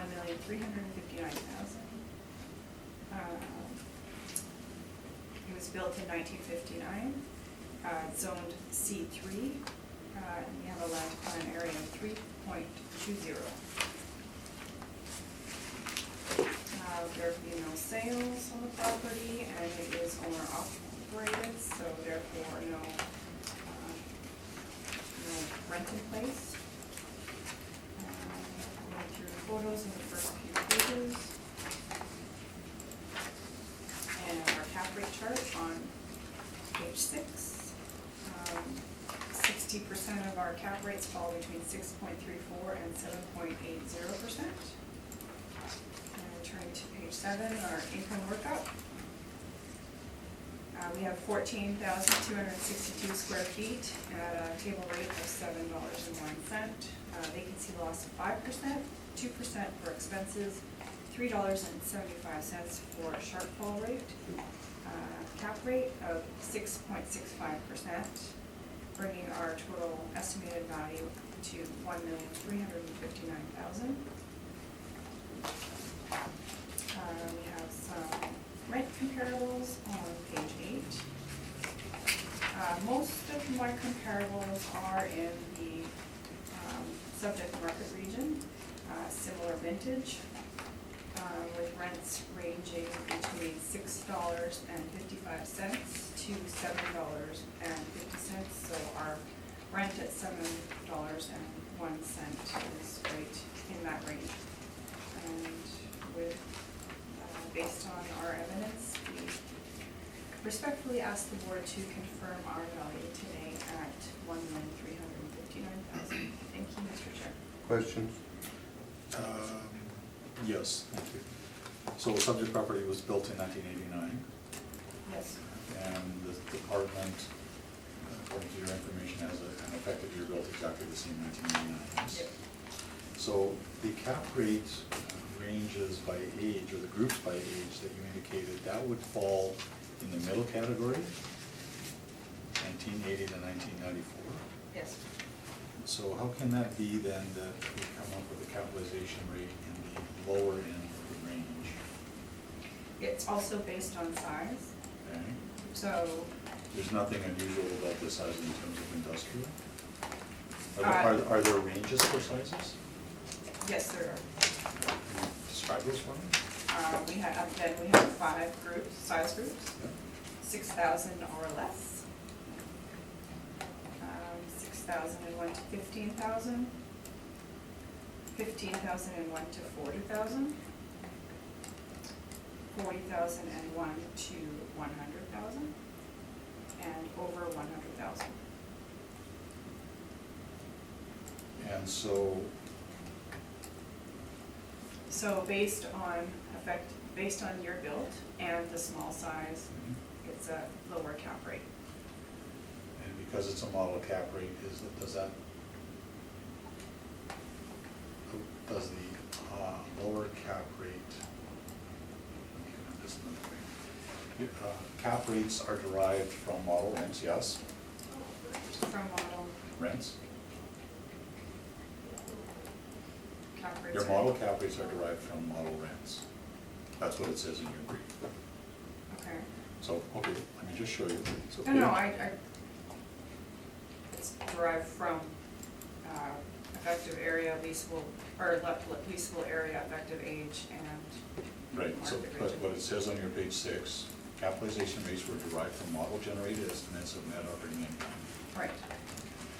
So, smaller spaces would have applied to them a higher rent? A higher rent? Yes, per Yes. square foot? Yeah. So if you have a higher rent per square foot as compared to another property, how does that generate a lower cap rate in the model? Okay, I'm not So, understanding that. smaller spaces, generally speaking, economies of scale would apply. Smaller spaces would lease for higher rent, yes? That's correct.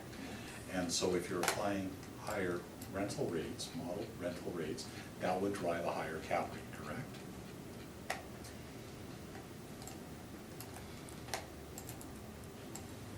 In this case, smaller leasable area, there's less risk with a smaller building. That would bring the cap rate down. But we're talking about how they were derived in terms of model rents. The model rent on this, for example, smaller spaces rent for higher rates, generally speaking. That's correct. So if you have a sale of a smaller property like that with higher model rents applied to it, how does that then drive a lower cap rate based on size? I don't create the model, so I can't say how that's done. Asked and answered. Those are my questions. Lynn, No questions. Ed, None, thank you. I'm good. We're doing good, guys. On to the next one, 900 Narren. Okay, can we take a brief break? No. Sure. Let's do that. Okay. Call the meeting back to order. Trish, when you're ready?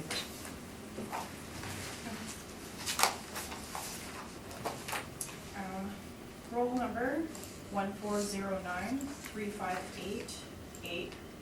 Oh, sorry. 14093858200. 900 Narren Avenue. We have an assessed value of $1,731,000. We have an effective year built of 1979. It's zoned C3 commercial. We have a land to plan area of 2.14. Wall heights from 12 to 28 feet. On page 2, you'll see there's been no sales and there are no leases as the property is owner operated. It is owned by Midland Foods, which is they specialize in frozen seafood, fish products, Asian foods, distributing and importing. Page 3, you'll see some photos, Google Street photos, and page 4 again. With an overhead view, there's being 3 separate buildings built upon, and you can kind of see the separation in the different building sections. Page 5, you'll see just a different angle of an aerial view. On page 6, we have our cap rate report. And again, most of our cap rates fall between 6.34 and 7.80. On page 7, we have an income workup. We have a leasable area of 18,812 square feet with a rent of $7.86, vacancy of 5%, expenses of 2%, $3.75 shortfall, an overall cap rate of 7.75%, bringing us to our value of $1,731,000. I have some rental comparables on the following page.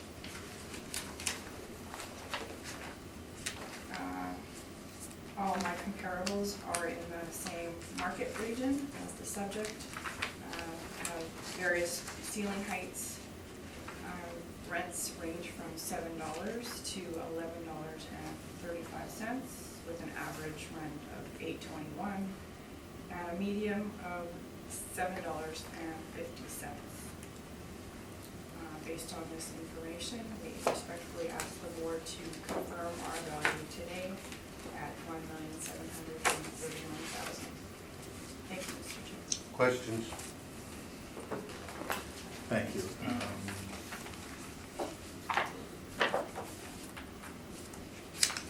Subject property you show as being built between, or in stages, between 1965 and 1989. Correct. And again, you don't have any sort of breakdown about what was added, the ages of the various additions, and the sizes. No, I don't have that in my evidence.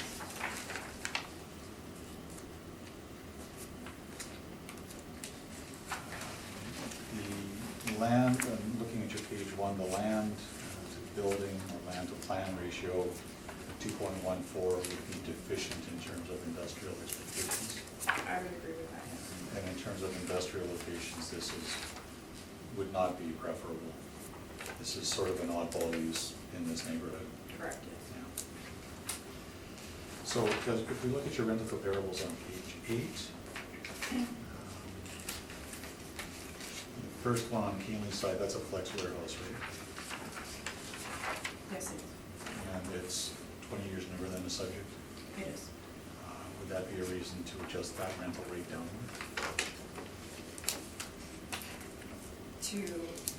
Well, their rent is lower, they also have lower wall heights. Right, but if we're looking at this as a comparison, given that it's 20 years newer, is that a reason to adjust that rental rate downward to reflect what the subject property is? I show a range of higher and lower rents, with ours being somewhere in there, somewhere I'll take that as inferior and somewhere in. I'll take that as non-responsive. The one you show on Nicholas Avenue, that was built in 2014, Correct. you'd agree that that's not really comparable? Because of the year? Brand new versus overall 1978. Same utility, and that's actually got lower wall heights, so Would I its, believe it is comparable. would its age require a downward adjustment to that rent? Not necessarily, if you can use it in the same manner. Would a newer building, generally speaking, rent for more than an older building? I've seen several cases of that. Newer buildings renting for more than older buildings? Newer building? Oh, I've seen both. I've seen older buildings renting for more. Fair enough. Similarly, your comparable on Thomas Avenue, that built in 2009.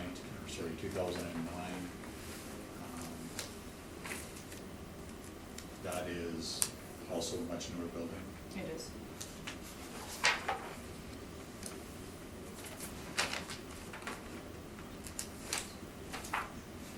Now, if we look at your page 7,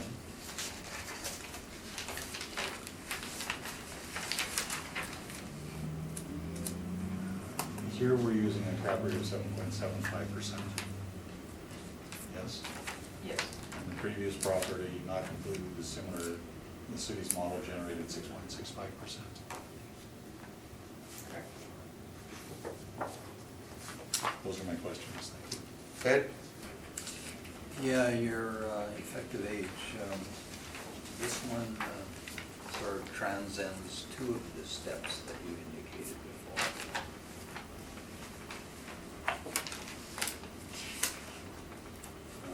That was 55 to 79 and then 80 to 94, right?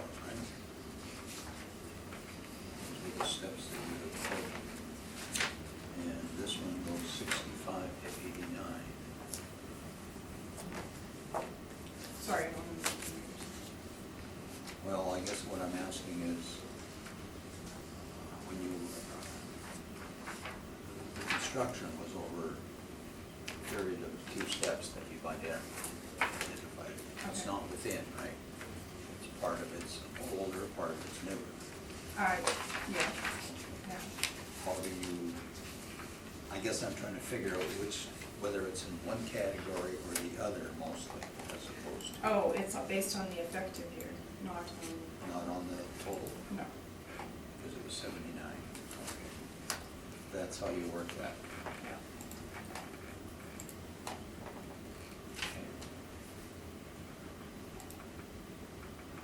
I have no other questions. Oh, wait a minute, yeah. You said the comps were in this property? I believe so, yes. And you had mentioned one rate being quite high, $11 and some cents. Or not? What was the high and low rate we had in this rate? Oh, I don't have a little bit of that. Oh, I took that one out. Sorry. Because you mentioned, Yes, I did, but I removed that. So it would be $7 to $9.75 is the highest. and so you're right there with the $7 range. Yes. Okay, thank you.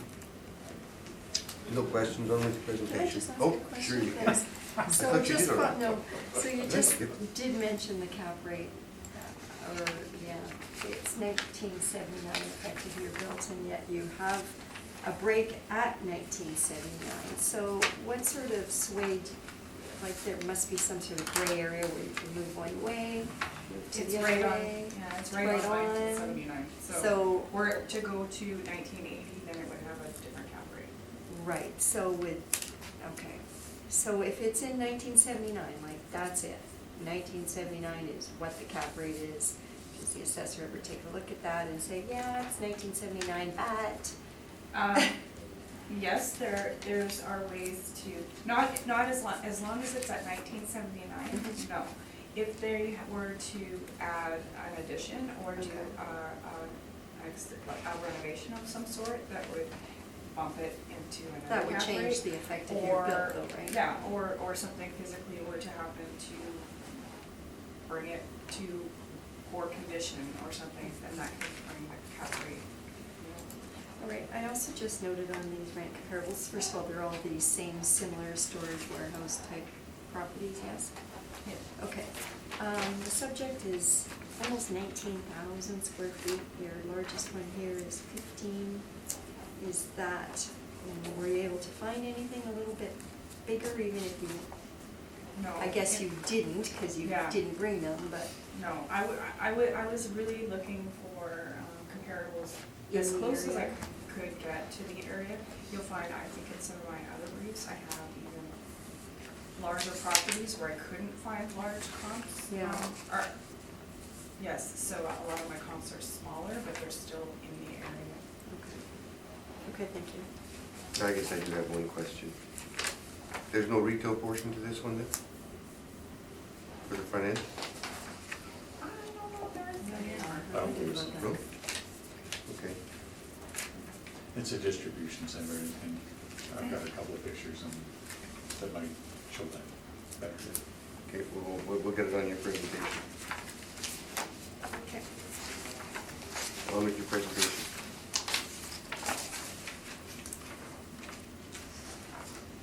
So, if we start at page 2, there you can see a street view from Marin Avenue. Yeah, it's got the sign on the building, but those types of windows, no retail door entrance on there, those are all indications to me that that's office space and not a retail operation. Even if you look at the blinds on the windows, that's an indication to me of office space. So, we take a look at the picture now on page 3, and again, we have this particular property built in 3 very distinct sections. And that also shows up on page 3, where you have, you can see the sort, I'm not gonna call it hodgepodge, but you can see very distinct and different sections of construction. So you've got the front section, what I'll call the back section with the sawtooth loading doors, and then there's another section just on the west side that would be the third component, metal frame building. Much of it, about half of it, has what I would describe as low wall height, between 12 and 20 feet. That gives you allows you to area inside. The sawtooth design of the loading bays, you can see that there on page 3, gives rise to an efficient use of the interior space. It's not rectangular, so you can't really use that space, and that sawtooth configuration arises from the low land building ratio. You have a narrow site, and so there's not an opportunity to have a different configuration with loading docks. That's what they're stopping at. So I have a land building ratio of 2.141, which is, as I said, low. Different components built 1965, 1973, and then the last component, about half of the property built in 1989.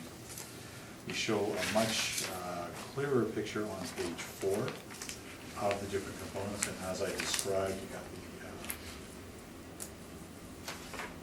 the metal structure sort of on the west side of the site. You've got the front office, some warehouse, and then you've got the truck loading bays there, with the rear portion being more typical storage. This is not a good industrial location, both in terms of access, egress, and use. So owner occupied, as the assessor indicated, we turned to a number of rental comparables. I'll show those on page 8. This was, excuse me, this is a filtered search by age, by size. You'll see that all of these are single occupant tenancies, as is the subject building. You'll see that all of the leases range between 431 square foot, all the way up to 1009 per square foot. All of these rental comparables have been provided by the city in previous appeal hearings. And so the ages with the subject property and its variant age of 1979, all of these fall within that sort of bracketed age group. Certainly in terms of market considerations, I think that based on all of that, a rate closer to $6 per square foot is more appropriate for this property. No disagreement with respect to vacancy or shortfall.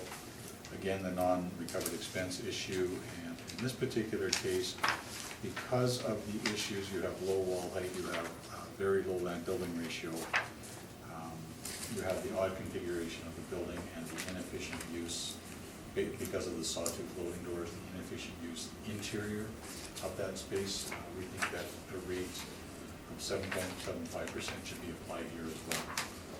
Based on all of that, we're looking for a reduction down to $1,241,000. I did show a couple of other pictures of the exterior of the property on pages 13 and 14. Gives you a better view of that sort of sawtooth configuration for the loading doors that I was talking about on page 13.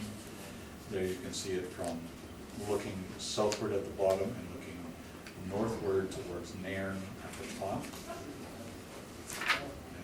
See the 2 loading bays, loading docks on page 14, both in the top and the bottom picture, just to give you a perspective. And there you see the side entrance doors. That's, I believe, the information we wanted to touch on here. Questions, Trish?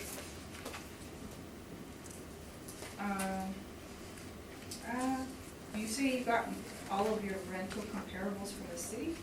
Those are they have all been presented by the city in past appeal hearings. Have you had a chance to look at any of the leasing information? I'm not sure I understand that question. Have you looked at any of the rent rolls from these I'm comparables? not aware that we actually represent the owners of these properties.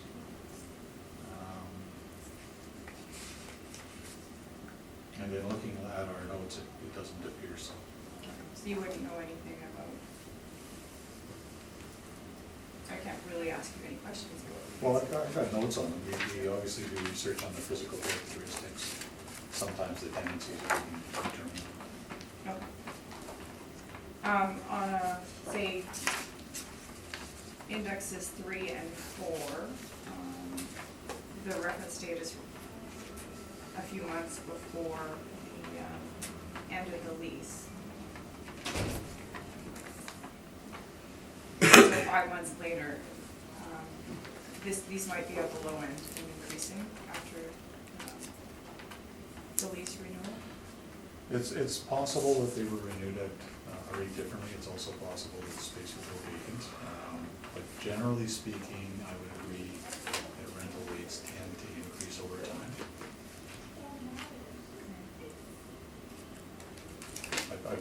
have also seen the opposite. It's not nearly as common. In fact, I was in here last week, where there was actually a step down in the rent rate. Not common. So, 1687 Dougal, do you know if that's a net lease? It was recorded by the city as being a net rent. Okay. In at least 3 briefs that we're aware of. Okay.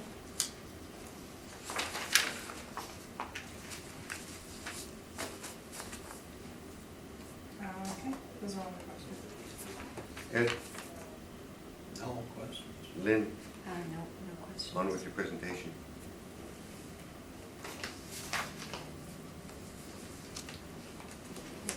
I did. I You did. did, that was his. She That was questioned his. me. She I'm questioned having a me. deja vu. So am I. We're both doing it now. And just like it. Now I know we're ready for that. I didn't want to correct you, but I was Well, pretty you sure. go ahead, I threw get it. corrected all the time. We're moving to 917 Thomas Avenue. Just give me a second. Wasn't that one of the properties that was just on No, it was the, 975. that was 975? When you're ready, Trish.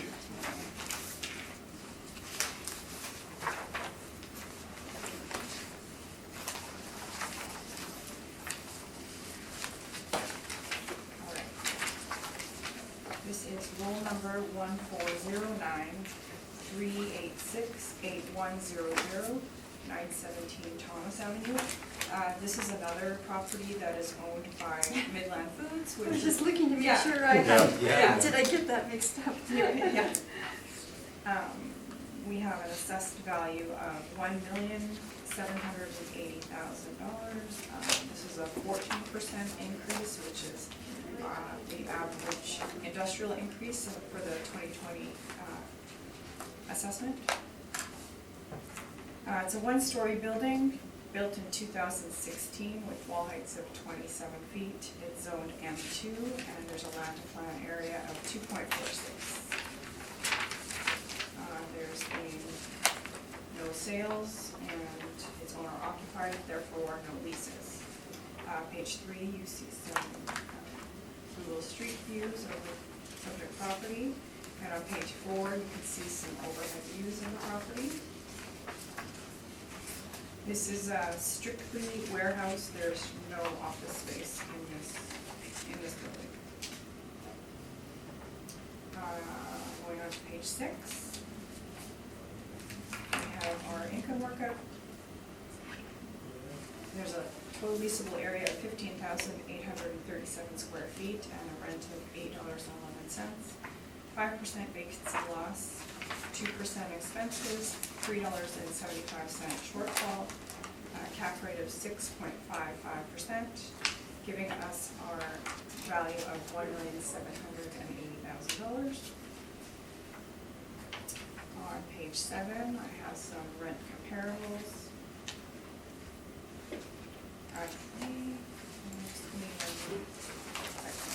Okay.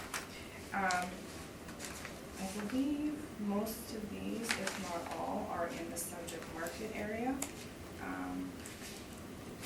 with rents from $7 to $9.75. And I think the subject property has the highest ceiling height at 27 feet. On page 11, I've also included some of the original building permits, just to give you an idea of project value. I think there's a total value of $1,567,000. That was in 2016. And our assessed value for 2020 at $1,780,000, I think is fair value for 2020. So we respectfully ask the board to confirm our value today. Thank you, Mr. Chair. Questions? Thank you.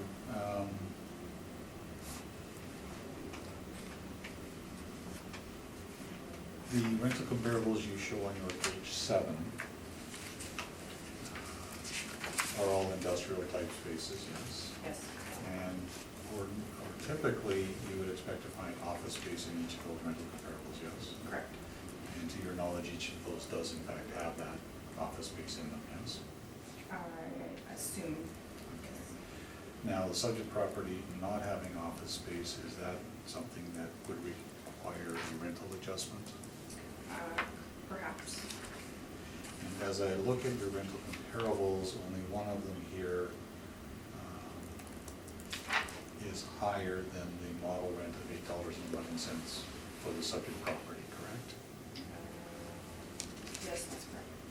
Is it possible that the model doesn't recognize the lack of office space? It does not. Does not recognize It it? doesn't. And cap rate is model driven at 6.55? That's correct. I'm still trying to figure out the 6.65 on that other one. So, in any event, those are my questions. Thank you. Ed, I don't have any questions. Lynn, No questions. I've got none on with your presentations here. Thank you. So this property, and the assessor's quite correct in her description of it. The other thing that I point out is the low land building ratio of 2.46 to 1. So it's a good building, it's a newer building, it's got decent wall height, but it's on a small site, and it also has no office space. So we took a look at some rental comparables. Again, these are, just pull them up here. Again, these are all rental comparables presented by the city in previous appeals.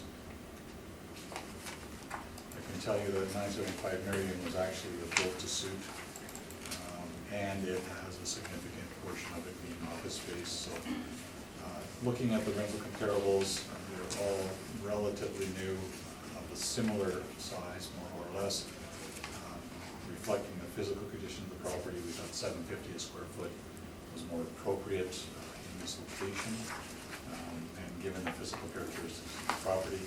The other adjustment that we've made, aside from the non-recovered expenses, is a variation from the city's model capitalization rate. In this case, because of the low land building ratio, the lack of office space obviously forms a risk in the open market for the leasing or hypothetical leasing of this property. We think that 7% is more appropriate. So based on all of that, for a reduction, the mathematics shown on page 10, down to $1,457,000. Question? You said you got these comparables from Yeah. the city again? Well, you know what, when I did the search, I filtered them by size, by age typically. That's what popped up. And so that's, I don't have an explanation as to why, but yeah, these all came from city submissions. Yeah. So I'm assuming that the rates shown are correct and are on a net basis. Yeah, I don't know if it's because they start earlier. Typically, for this cycle, we're looking at any leases that start at around 2015, 2016, so that might be the discrepancy. Well, the other part of it is that when you have leases, for example, if you look at the second one on King Edward, built in 2009, I would expect that one to actually, because of the length of the lease, I would expect that type of lease to have either a step up or a renewal on it for the second 5 years. And so the rates that are shown here, I think, reflect that. Okay. Okay. I do have some evidence that shows that there have been Yeah. step-ups, And so these are not the. I could be wrong, and I'm happy to look at the rebuttal, so. And your highest comparable, your comparable with the highest rent, 985 also has the highest wall height. Yeah, that was a build to suit, and that would in part drive the rental rate on that one. Right, and the wall height of the subject property is Is just fine for industrial standards. Yeah. But I also know that Marion has a significant office portion, as I understand it, in there. Okay, do you know if any of these rents include incentives or inducements? Well, I'm assuming that the city would have excluded those on that basis. So, The city has provided these in evidence under sworn testimony as being net rents. well, I have, okay. I'm just telling you what our records show. So when you take that from, you don't investigate that any further? To the extent that we can, if they're a client, then we absolutely do. But if you've got information to the contrary, I'm happy to update our records. Okay, thank you, those are all my questions. Ed, You mentioned the risk factors on this building, and therefore the 7%. The land-building ratio obviously is difficult to change. The location is also not good for an industrial property. This is a very weird pocket. It is not an industrial park. It's a very, it's a small pocket of industrial on the south side of Nairn. But the zoning is industrial. Yes. But this matter of no office space, would it be difficult to add an office or two if it were sold separately? It depends on what's inside, and I don't know. But there would be obviously a fit-out cost associated with that. A rental cost, yeah. An out-of-pocket expense to arrange that, and anybody leasing an industrial property is gonna be expecting office space being in place.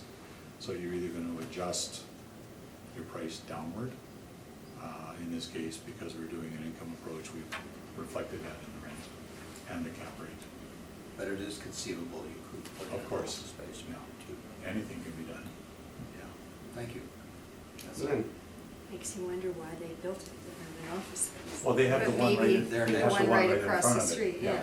And you know what, I Yeah. came across this situation, it's not entirely unusual. It used to be Gerton Brothers, but is now Cloverdale Paints on Panic, 50 Panic, 70 Panic. The newer building has no office space in it. There's a desk, and we've inspected it this cycle. There's a desk inside the metal frame building, but there's no office space in there because the office space and actually the labs, which they use for testing the paints, is in the adjacent building. But as a on a standalone basis, that's what you're looking at. Physical condition has no office space. What's it gonna rent for in that physical condition? You're saying it works as long as they're one owner of Next the door. property that's right But next each door. role is a separate matter, and that goes back a bazillion years of municipal board. Okay, Okay, thank you. but then again, you say it doesn't make a difference if there's lots of office space anyway, it doesn't add to the value. I don't believe I made that statement. Well, you did earlier. I asked you on a specific property, Yeah. because there's a fair amount of open space in that, office space in that one building that's on that property. Yeah, and I gave and that was Princess Auto Panic. Yeah. So what I said was, when you've got 223,000 square feet of SWH industrial space, and even if you had 22,000 square feet of office space in there, that's about 10%. That's between 5 and 10% is what I see as an expectation over the time I've been in this business. That's the range that you expect to have. If you're gonna have somebody in that size of space, they're gonna have a lot of office space in there. Okay. I've got no further questions. Let's move on to the next one. Not that it didn't have extra value, but that it's within the 5 to 10% I know we've that got you expect. 2 left. You wanna finish them before we go? Yeah? We'll get them wrapped up then. You guys do that? Yeah. Hmm? Who's that breaking for lunch? No. Oh, sorry. So think of it like a trail horse pulling on a wagon, getting closer to the barn, they trot a little faster, trot A a little little faster. faster each time. That's okay. That's what I'm trying to say without doing it. Trish, when you're ready, we're gonna move on to 5 Chester Street. Sure, it's rule number 1409-387-0800. I actually have a recommendation for this. Oh, I like the sound of this that. property. Is it all right? if I Yeah, go just ahead. put it in your, You wanna read the roll number? You did Sure. the roll number already? Yes. Good. Then give us the rec. Okay, 3,472,000. You're going lower than his number. 3,472,000? Yeah. That Oh, would- wait, I'm on the wrong one. Ah. Sorry. Oh. That's for 75 Cole. Oh, I'm Okay, so then. sorry, take that all back. Oh, okay. I'm all I'm excited there. Cut the camera. It's too late, I already gave it the thumbs up. Yeah. He already gave it the thumbs up. He was quick on that Oh, one. my He's been- Okay, let's try again. Do you have a Oh, rec boy. on this one? Hold on, no, I don't. Okay then. That's like a reality show teaser. Oh, I'm so sorry. I apologize. That's okay. She's gonna give you a rec on the next one by the sounds of it. Oh, yeah. Yeah. Okay, no wreck on this one, sorry. Okay, I gave you the wrong roll number, I think, too? Yeah, you Oh, probably Better did. start again. Yeah, Yeah. okay. 1409-387-0800. Yes. 8 Chester Avenue, that's the one. 5 Chester Avenue, street, Street. okay. Are you ready? Are you ready yet? Chester, this is off from there. We have an assessed value of $4,923,000. There was a 10% increase over the previous value. It's a one-story building with an effective year of 1987. It's zoned M2 and there's a land to plant area of 2.45.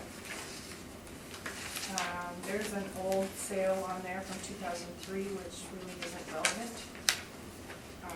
It's owner occupied, so no leases on the property. You can see some exterior photographs, pages 3 and 4 and 5. You can see some aerial views of the property.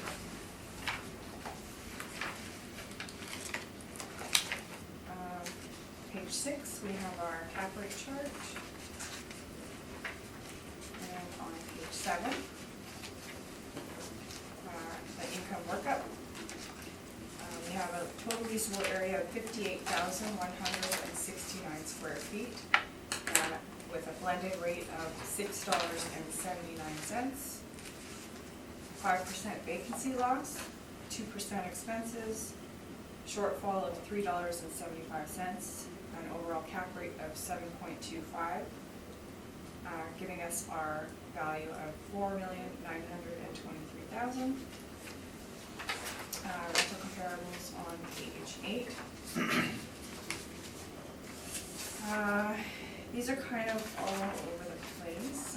We have some in the subject neighborhood and market region. These are the ones, like I said, our subject is larger. I was looking for as many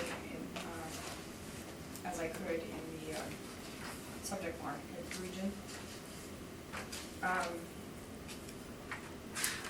My rents range from $6.50 to $8.75 per square foot. Ours is at $6.79 a square foot. And I think that's all. Question.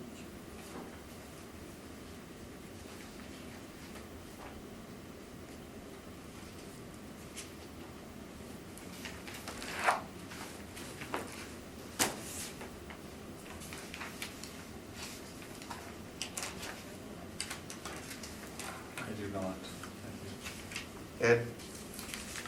The land building ratio, is that tight? It 2.45? is lower than ideal. Yes, ideal is about 4 to 1. Okay. Thank you. Lynn? So these clumps, they're all significantly smaller than. They are. So, I mean, you can use economies of scale saying that a lower area will generally have a higher rent. So you can look at that, and our subject property is significantly higher, so that should, take that into account and be adjusted. So lower square feet equals higher rent, I understand that, Yes. but it's not, a lot of these aren't significantly higher, they're 21 cents higher in the first two cases, and 50 cents in the second. I don't know if that's significant, but, and in the last one, the subject is higher, 3,650 square feet. It's, Your blended rate? oh, my blended rate, I Yeah. think is 679, so it's a So- little bit lower.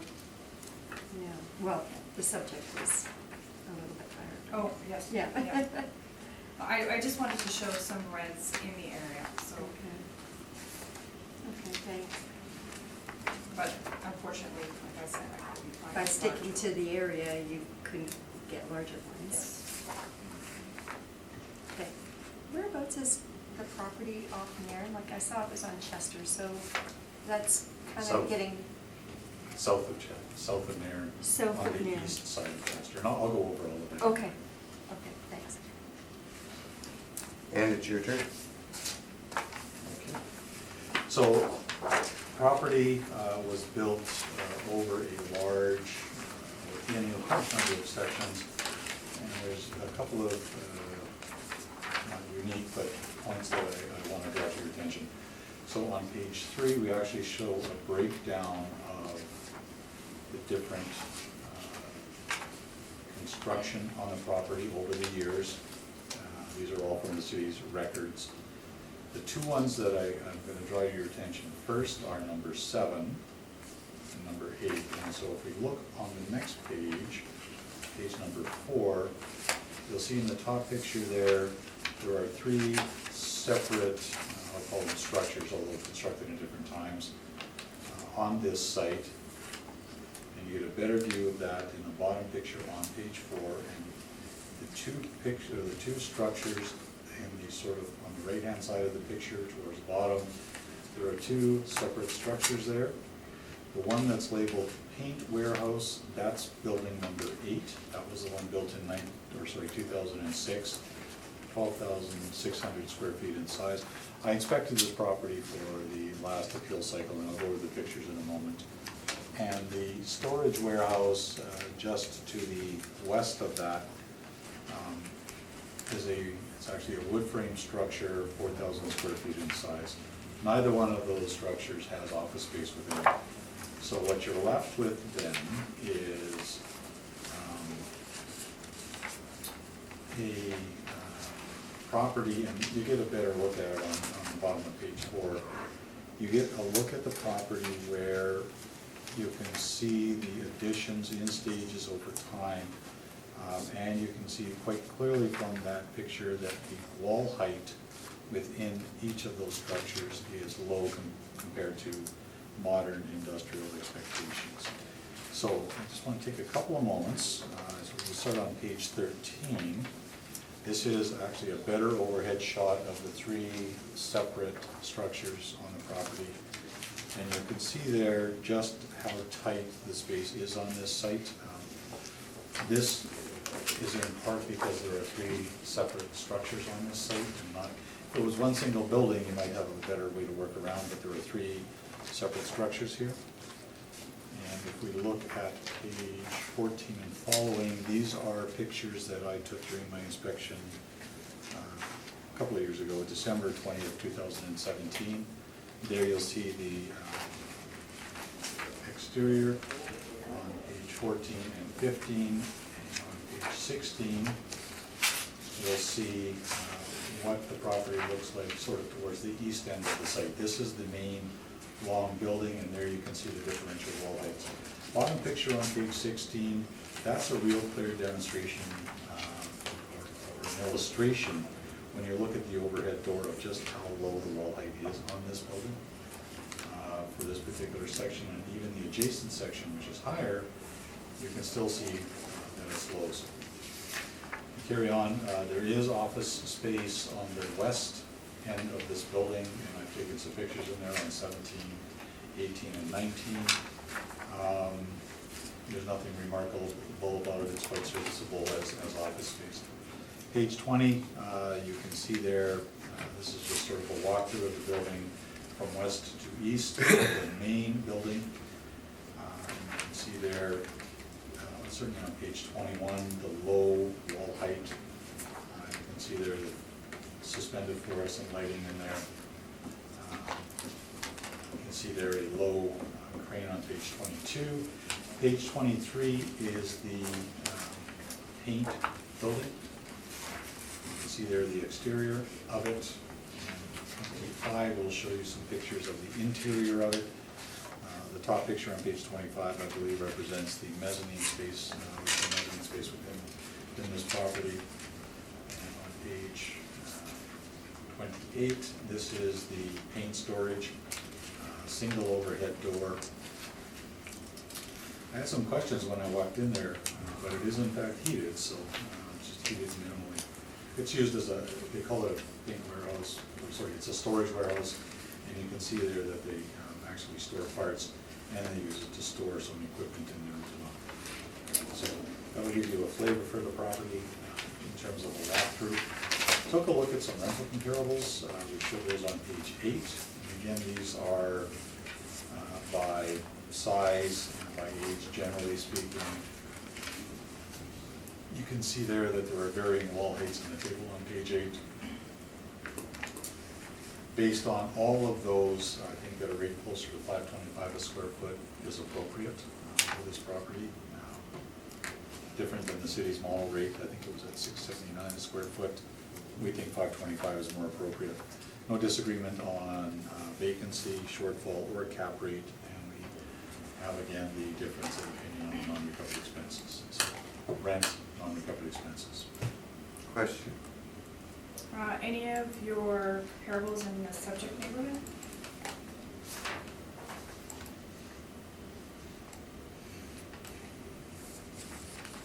Well, Furniture Park is certainly in the market region. And I think that's probably it. These were again, gathered by size and an age range. Thank you. Ed? You mentioned in your report a vacancy rate of 4% compared to the city's 5%. Well, if I apply for it, that's my boo-boo. I should have been in agreement consistent with the city's. I was surprised. It's a really nominal amount, I'm certain. Okay. That's it for me. Lynn? No questions.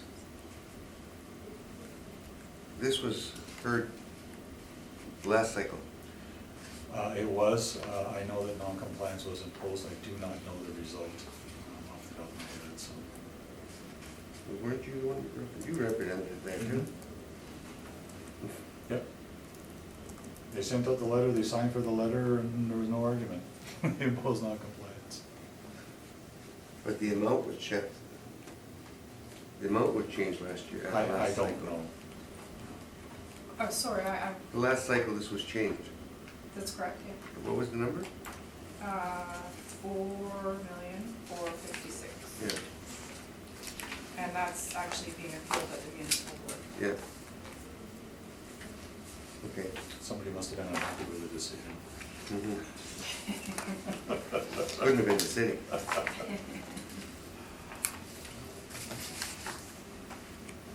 I've got no further questions.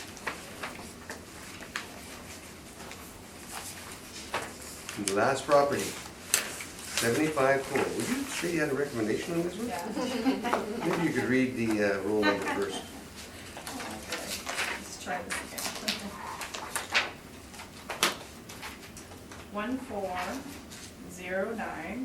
1409994500, Sounds familiar. 75 Cole Avenue.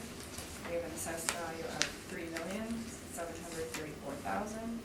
This is a 7% increase over previous cycle, and I do have a recommendation. to reduce the value, to $3,472,000. You okay with that? I don't know, can I see the basis for it? Yes. Okay. Go ahead. Sorry, I should have gotten up, I'm just making notes here. Just give me a moment. Okay. Is it all right Sure. if I pass these in? Yes. As long as she's got a copy. I'll just explain. Yeah. And then I'd like just a really quick review. Sure. A really quick word? Before or after? Before. Before. Go ahead. Like out? Yeah, Okay. well, I don't wanna prejudice. Why don't you guys step out for a minute? Literally like 60 seconds. Okay. Don't shut the camera off. Right.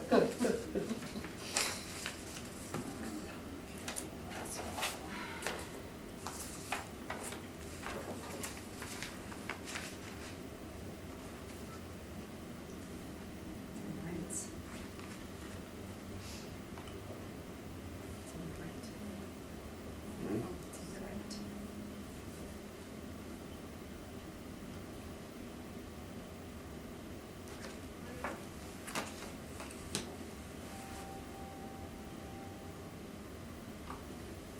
King's Head.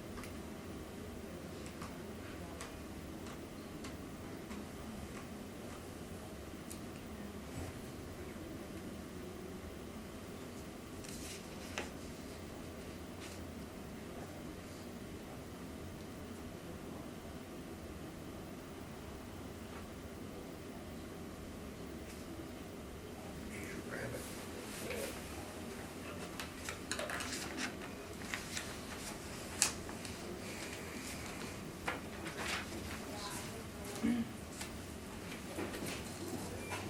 Okay, we'll through the We information. need another moment. We need another more. I would just like to go through a small calculation. Sure, if go I- ahead. if I can.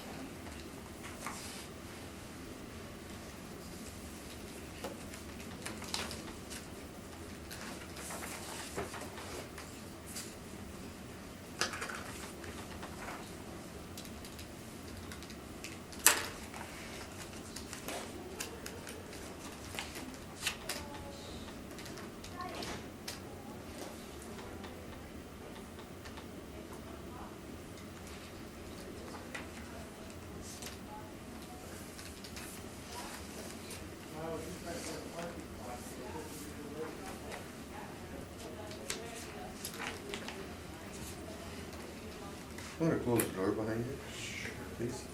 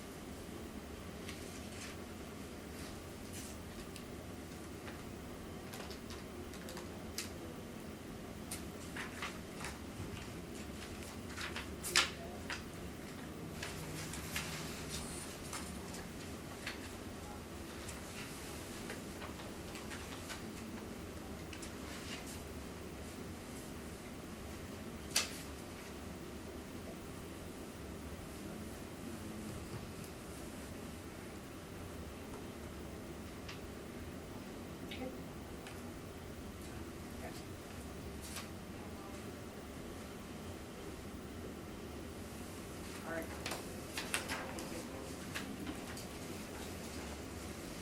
Sorry for that. No problem, go ahead. All right.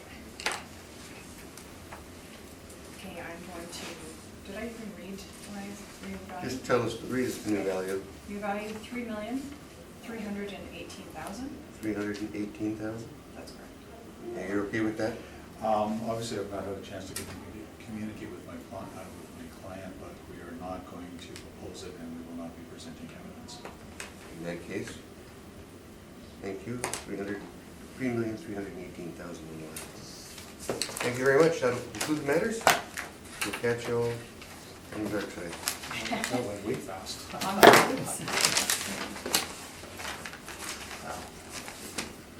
Get you guys out of here and we're gonna shut this down.